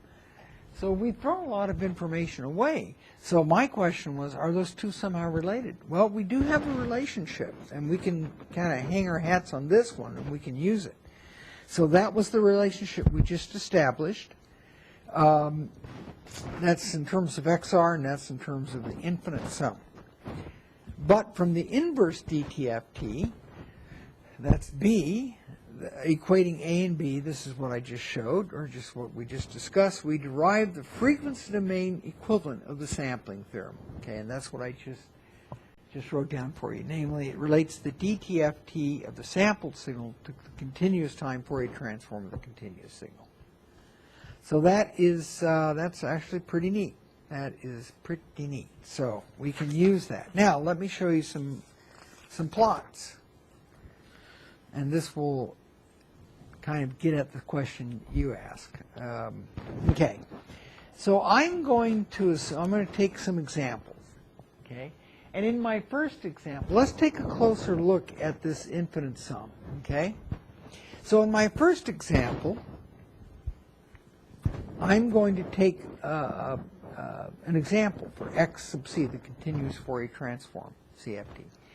And I will assume that if I plot, this is x sub c of omega equals x sub c of little omega over t, because remember I'm defining little omega to be equal to capital omega times t. So, it's still the same function. I'm just plotting at different variables. And I will plot x sub c of little omega over t versus omega over pi. Okay? So, for instance, this is a normalized omega. When omega over, it's just kind of like what that function freq c does. It plots the frequency response, the phase response as a function. Basically, it plots as a function of omega over pi. That's an aside. Anyway, so when little omega over pi, when this axis is 1, that's omega equals pi. That is capital omega equals pi over t, okay, at this point. So that's what that is. Same thing with minus 1, etc. So I'm going to assume a form for x sub c of omega. I will assume it's finite, by the way. I will assume it has a finite limit, just for illustration. And so it goes down to this point where little omega is about a little bit larger than pi, okay? So, or equivalently, this is that, and I will call this little omega max, okay, over pi. In other words, that's the largest frequency. And again, little omega is omega times t. So what this is saying is that in the continuous frequency world of radians per second, it's saying that x sub c of omega is a band-limited signal with a upper limit on the band, omega max, to be greater than pi over t. okay, pi over t. Okay, and if you like to think in terms, that's radians per second. So that kind of establishes the upper. So my continuous time waveform is band limited, and it has a bandwidth, one-sided bandwidth out to here, which is slightly greater than pi over t. Or if you want to think in terms of hertz, that is the same thing as f max greater than, let's see, how does that work? 2 pi, blah, blah, blah, blah, 1 over 2t, which is the same thing as f sub s. Remember, I called 1 over t the sampling, I call that capital F sub s. So, however you want to look at it. You want to think of it in terms of radians per second, or you want to think of it in terms of hertz. So this is saying that I have a continuous time waveform. Its bandwidth, one-sided bandwidth, is greater than the sample frequency divided by 2. The sample frequency. So I'm sampling this at some interval t, and I've happened to sample this waveform who has a bandwidth greater than half the sample frequency. Whoop-de-doop-de. So what does that do? All right. Well, that is x sub c. Let's see what x sub r is. Now remember, x sub r is just, you know, shifting this over by 2 pi over t, shifting over by 2 pi over t, adding all those shifted versions of this, okay? So what you're going to end up with, because, see, the interval from 1 to minus 1 really correspond to 2 pi, see? So this is minus omega, minus 1 over pi, and that's 1 over pi. So that interval is 2 over pi. And what I'm going to do is I'm going to shift this by, whoops, that's all right, 2 pi r over t, see? So what it ends up being is that I'm going to take this and I'm going to shift it over to this point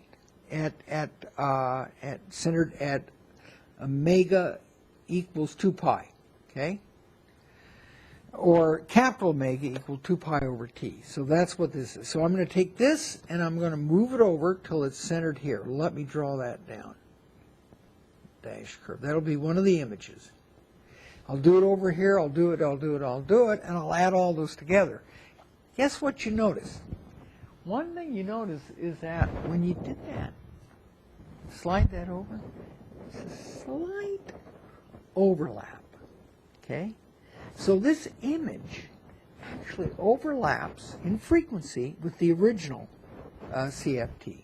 So I'm going to add all those together. Now when I add them together, guess what happened? I will pretty much get the triangle, except right in this region where I get something else. I drew it as a flat line. I assume these were perfect triangles. So I get a flat line. See, I don't get back, when I compute x sub r, I don't get back what I kind of wanted was x sub c of capital omega. I actually get back something a little different. Okay, so now these are not copies. These are not exact copies of the original waveform because they have this bent here. They have this constant segment. This happens because the bandwidth of the continuous waveform, its bandwidth was greater than pi over t. Okay, I'll show you an example where it's not, but it's greater than pi over t, and because you're shifting it by 2 pi over t, then you're going to obviously get some overlap in the region between where those two would intersect. And when you get that overlap, that will make this sum, the x sub r we're calling, kind of look a little different out there. No longer triangles, exactly, kind of a truncated triangle. This, by the way, is a manifestation of something called aliasing, okay? When you get these overlap of these images of x sub c, when they overlap, you get what is called aliasing. Now, that happened because omega max, the frequency, was greater than pi over t, or in hertz, f max was greater than fs over 2. So let's take another example where that doesn't occur. We'll just pictorially take this. So now in this case, here's the magic frequency, 1 and minus 1. That's omega equal pi, or capital omega equal pi over t. Now I'm going to restrict my bandwidth. Everything's still band limited, but now I'm going to restrict the bandwidth so that omega max t is less than pi, or f max is less than the sample frequency over 2. So I've just moved the bandwidth in. Now I'm going to shift them over by 2 pi and add all the images, and guess what? Right in here, I get the same copy that I had started with. Okay? Why? Because there is no overlap. No overlap. And we say, so that right in this region, so basically, if we could take this and filter out all these images, we would exactly have the continuous time signal. We will exploit that in just a few moments. Whereas if we take this and low-pass filter out all these guys, we're still going to have this right in there. So we're never going to get back to the triangle, even by filtering. Here, we can see that because the bandwidth didn't cross over this magic frequency of pi over t or fs over 2, now when we add them all together, we get triangles, triangles, triangles, triangles. So that if we could magically filter out all these images, we would exactly recover our the CFT, and therefore the x of t. Okay, now we're going to exploit that. So in this case, we say there is no aliasing. Each image is identical to x sub c of omega over t. Very, very, very important property. Okay?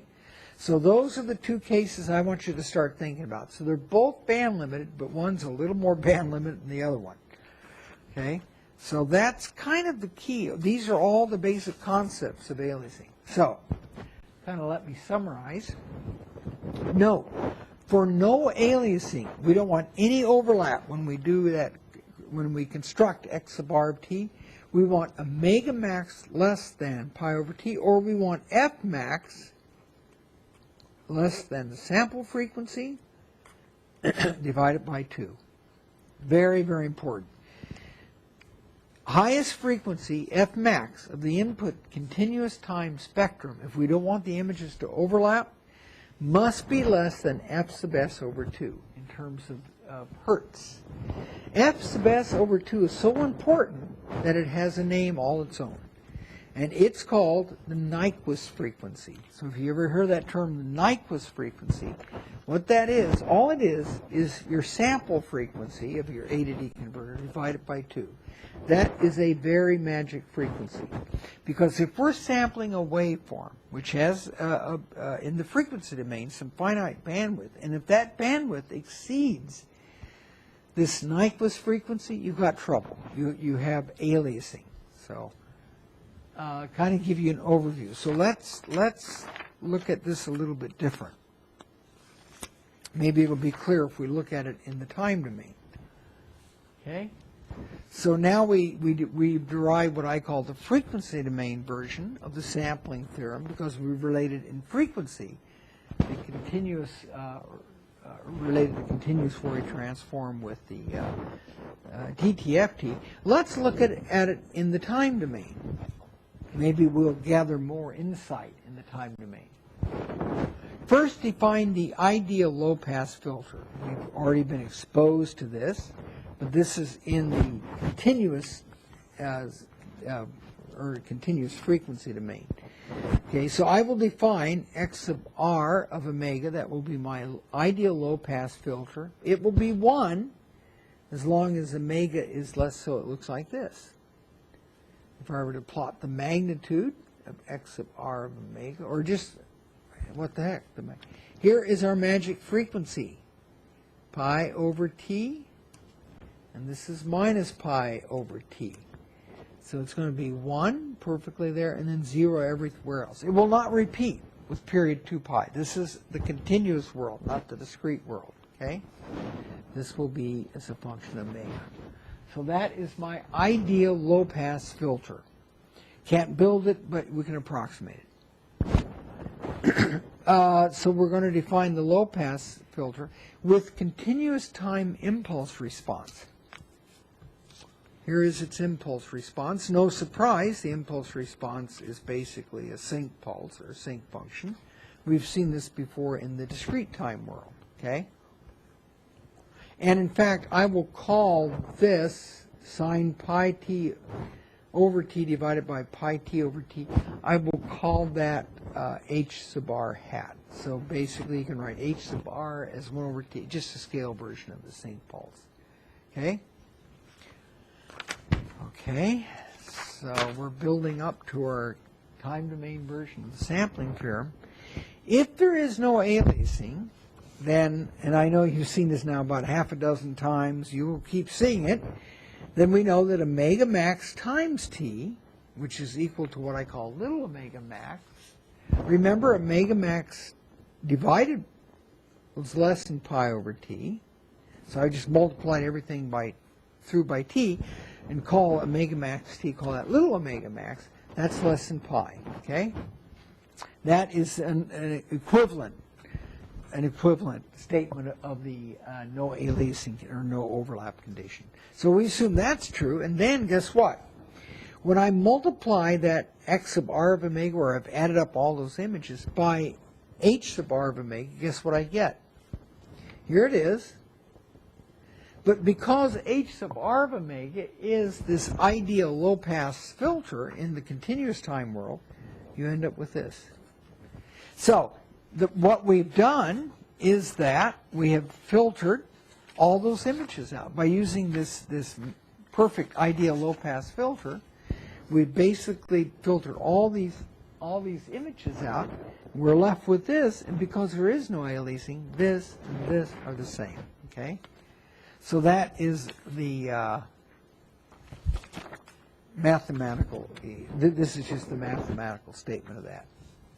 So, given that this is true, what does that imply? That implies that the inverse continuous Fourier transform of that product, what does that equal? Got to equal x sub c of t. That's my original waveform that's my original continuous time waveform that I'm sampling. Okay. So if h sub r times x sub r is x sub c, then the inverse CFT of h sub r times x sub r has got to be little x sub c of t. Okay, we're almost there, believe it or not. But note that I can write little x sub r of t as this pulse train. Now that to me wasn't obvious, but what I did, and I won't prove it right this second, but I did include the proof of that, my proof of that, in these notes. I'll show you where they are. They're just at the end of the notes. This is kind of an aside. But let's assume we are given that. Then we end up with 1 over 2 pi integral of, this is basically the inverse CFT, is equal to 8 in the time domain, h sub r of t, the impulse is convolved with this pulse train, because this pulse train in time, what I'm claiming is that is the inverse Fourier transform of x sub r.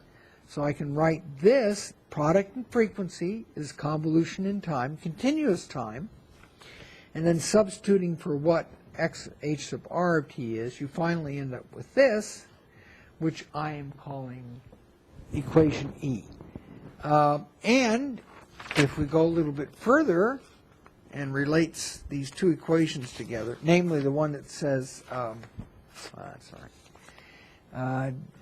D is, namely that the inverse CFT of this product is 8x sub c of t, and I've also written it as this, then guess what you have? We're done, believe it or not.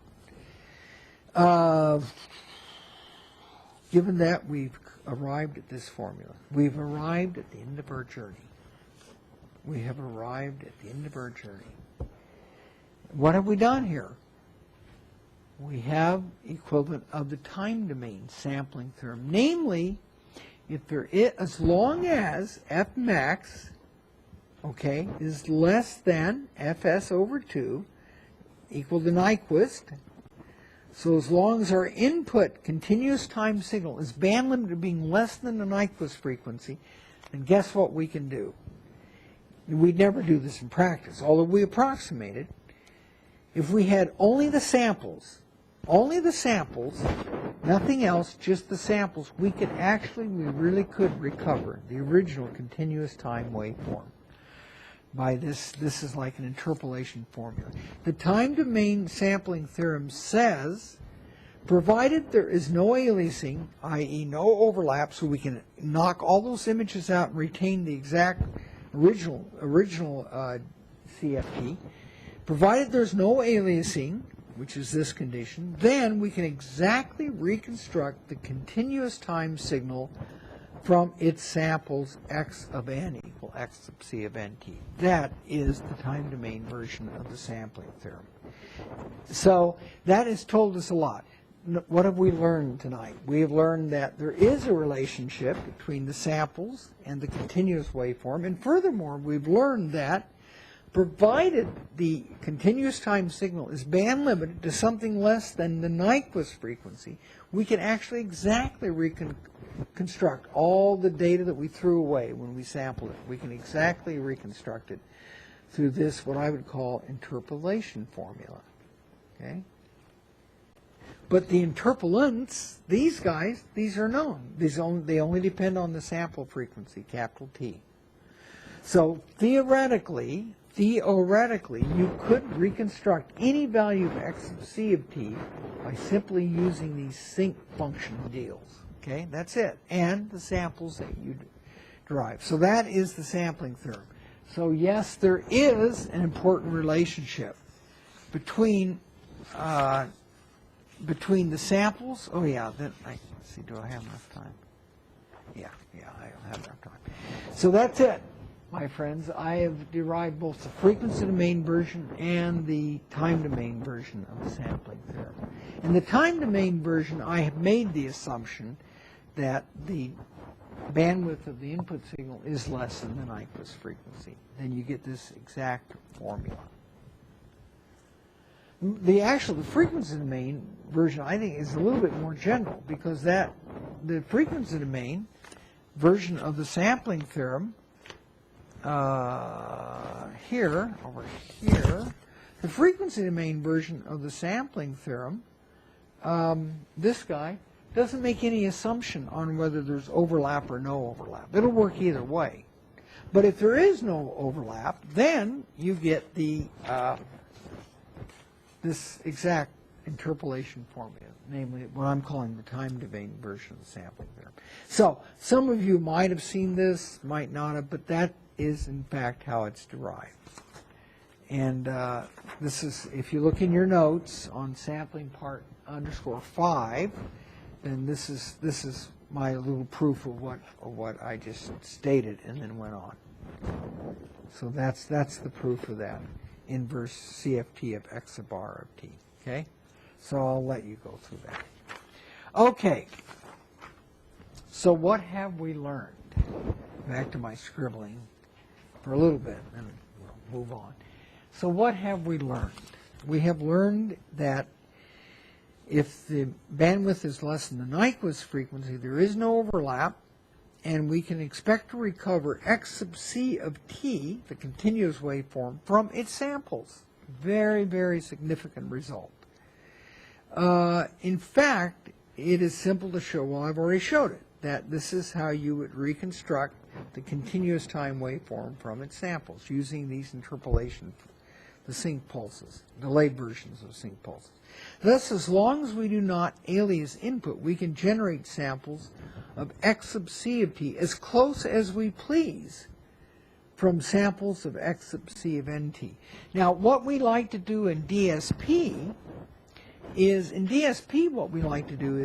we sample a waveform x sub c of nt. In DSP, what we like to do is take those samples and what we call resample.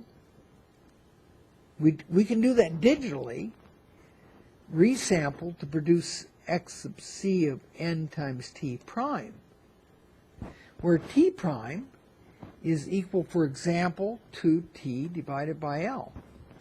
This is an example of resampling.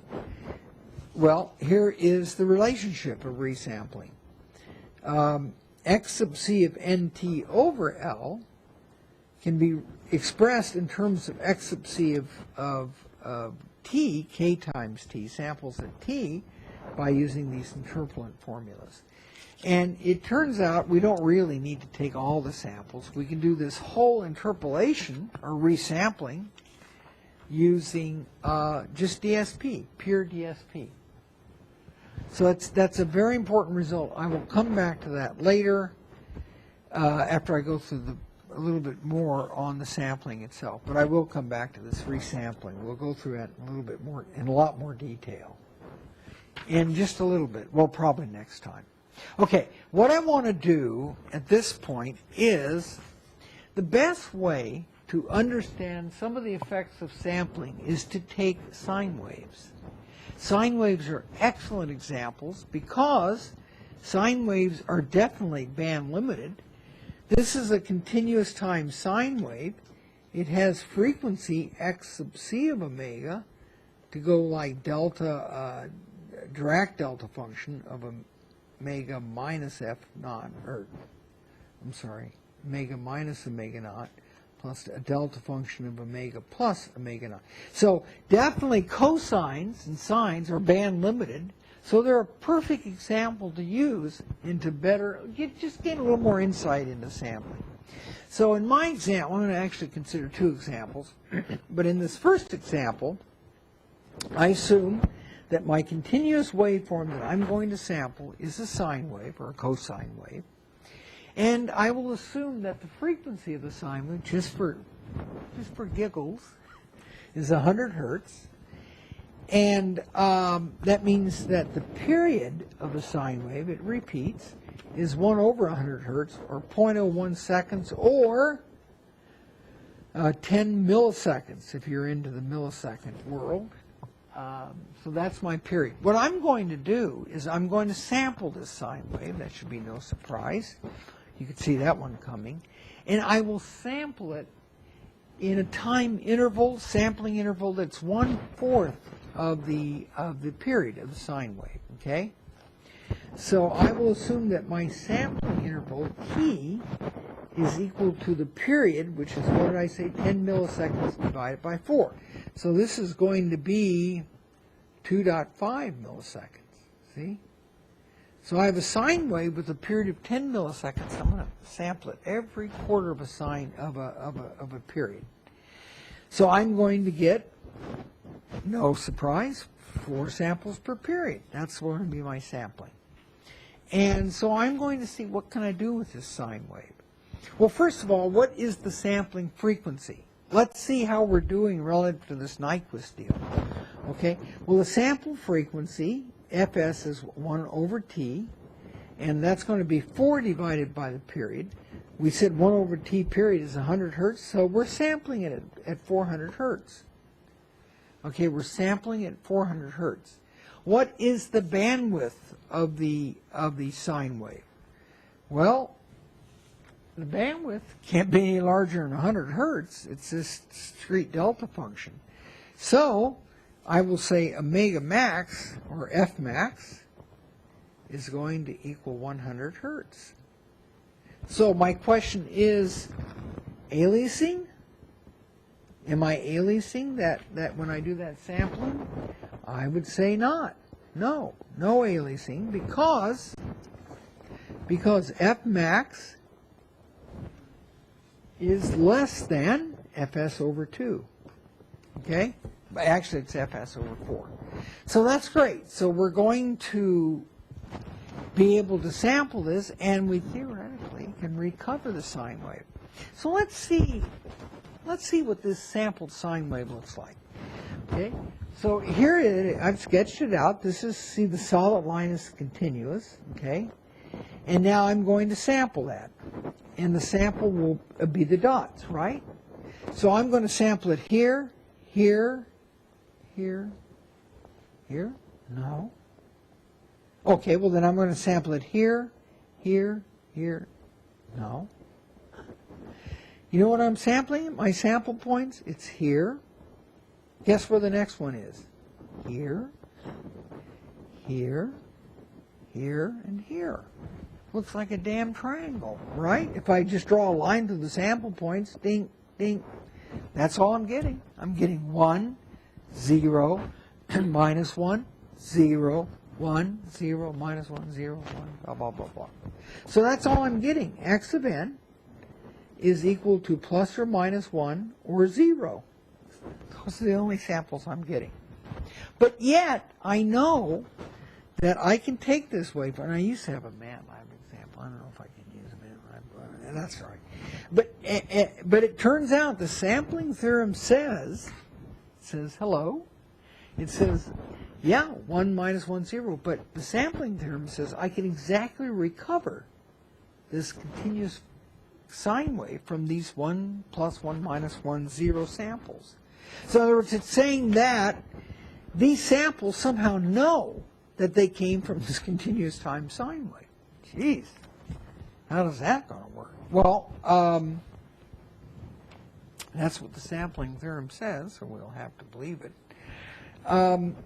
So basically it says there's only one continuous time waveform from these samples, and that one continuous time waveform is this cosine. Okay? Now you would say, which is what I would say, is that, no, I don't believe that. I don't believe that. If I take these samples, guess what I can do? I can draw an infinite number of continuous waveforms of those samples. Look at this. I can do that. See this? I could draw the triangles through them. So I don't get it. There's an infinite number of continuous time waveforms I can draw through those samples. So why does the sampling theorem tell me, nope, there's only one waveform, and that waveform is this? Okay, here's the key. The key is, and it's important to remember, is that the sampling theorem doesn't exactly say that. What the sampling theorem says is that there's only one waveform that satisfies the Nyquist criteria that you can draw through those samples. There's only one waveform that satisfies this Nyquist condition that you can draw through this waveform. So let's look at these goofy waveforms we drew. Well, guess what? This crinkly thing, guess what? The bandwidth of that, if I were to draw it out, is going to be a lot larger than the sample frequency over 2. Look at that straight line that I drew the triangles. Guess what the bandwidth of that is? It's infinite. It's not band limited. This waveform definitely doesn't satisfy the Nyquist criteria. It has the triangles have infinite bandwidth. So any waveform I can draw through this, other than the cosine wave, will have a bandwidth exceeding the sampling, or exceeding the Nyquist frequency. So the real statement of the sampling theorem is that there's only one waveform that satisfies Nyquist that you can draw through these samples. And sure enough, that is our friend the cosine wave. Okay? And, well, I'm just showing here. Fs is greater than 2 Fmax. Fmax is less than Fs over 2. So, in terms of the samples the waveforms that satisfy the sampling theorem, there's actually only one, and it is the cosine wave from the sampling theorem. Now, I had, well, I don't know how to work. Maybe I can figure this out next time. I had this neato example in MATLAB where I actually put the triangle, or not the triangle, I'm sorry, I put this plus minus 0 waveform in the sample domain, and then I resampled it to a very high frequency, and sure enough, the more you resample it, the more you see the cosine wave. I'll try to do that example next time if I can. Okay, so that's example 1. I have a second example. Okay? I have a second example. And again, a cosine, the simplest example to look at. And in this, I have 3 more minutes. I think that's all I need, 3 more minutes. If it's not, I'll stop after 3 more minutes. Okay, so in this case, I'm going to switch things up a little bit. I'm going to let my sampling be, remember before it was 1/4 of the period? Now I'm going to let it be 2/3 of the period. So this translates into a sampling frequency of Fs over 100 equal 150 hertz. I'm going to use the same sine wave I did before, F naught of 100 hertz, but look at it, look what's happened. So F max is equal to 100 hertz. Unfortunately, that's greater than Fs over 2. Yep, I'm deliberately violating the Nyquist criteria. Okay? So I wouldn't expect to be able to recover. I'm going to sample this, and these funny samples, actually I'll get a sample here, I'll get a sample way over here, I'll get another one way over here. And I would think if I took those samples and I tried to create through these interpolation formula or resample it very high, I don't think I'm going to get that sine wave that's at 200 hertz. But I'm going to get something, and what will I get? Well, I tell you what, we'll stop there. I'll keep a little suspense going. I'll tell you what I'm going to get next time. So I will see you all next week, same time, same station. I'll probably, I hate to do this, but I will probably in the next week sometime put another homework. It'll be small, it'll be a short one, but just to keep the ball rolling. You know, you've done all this work for the midterm, and it's not good to just have you now sit for a while. You got to keep the. It's like my advisor at Caltech many years ago. It's like a racehorse. The racehorse, when they win the race, you don't just let them sit. You got to kind of walk them around the track. So I'll give us a walking exercise. But anyway, so if you haven't turned in your project, turn it in, or no, well, best scan it. Scan it. I will grade the projects, and I think that's all I have. That's probably enough, huh? So anyway, congratulations. I thought everybody did well on your midterm, so especially the ones here. So anyway, keep up the good work. I'll see you next week. Let's see.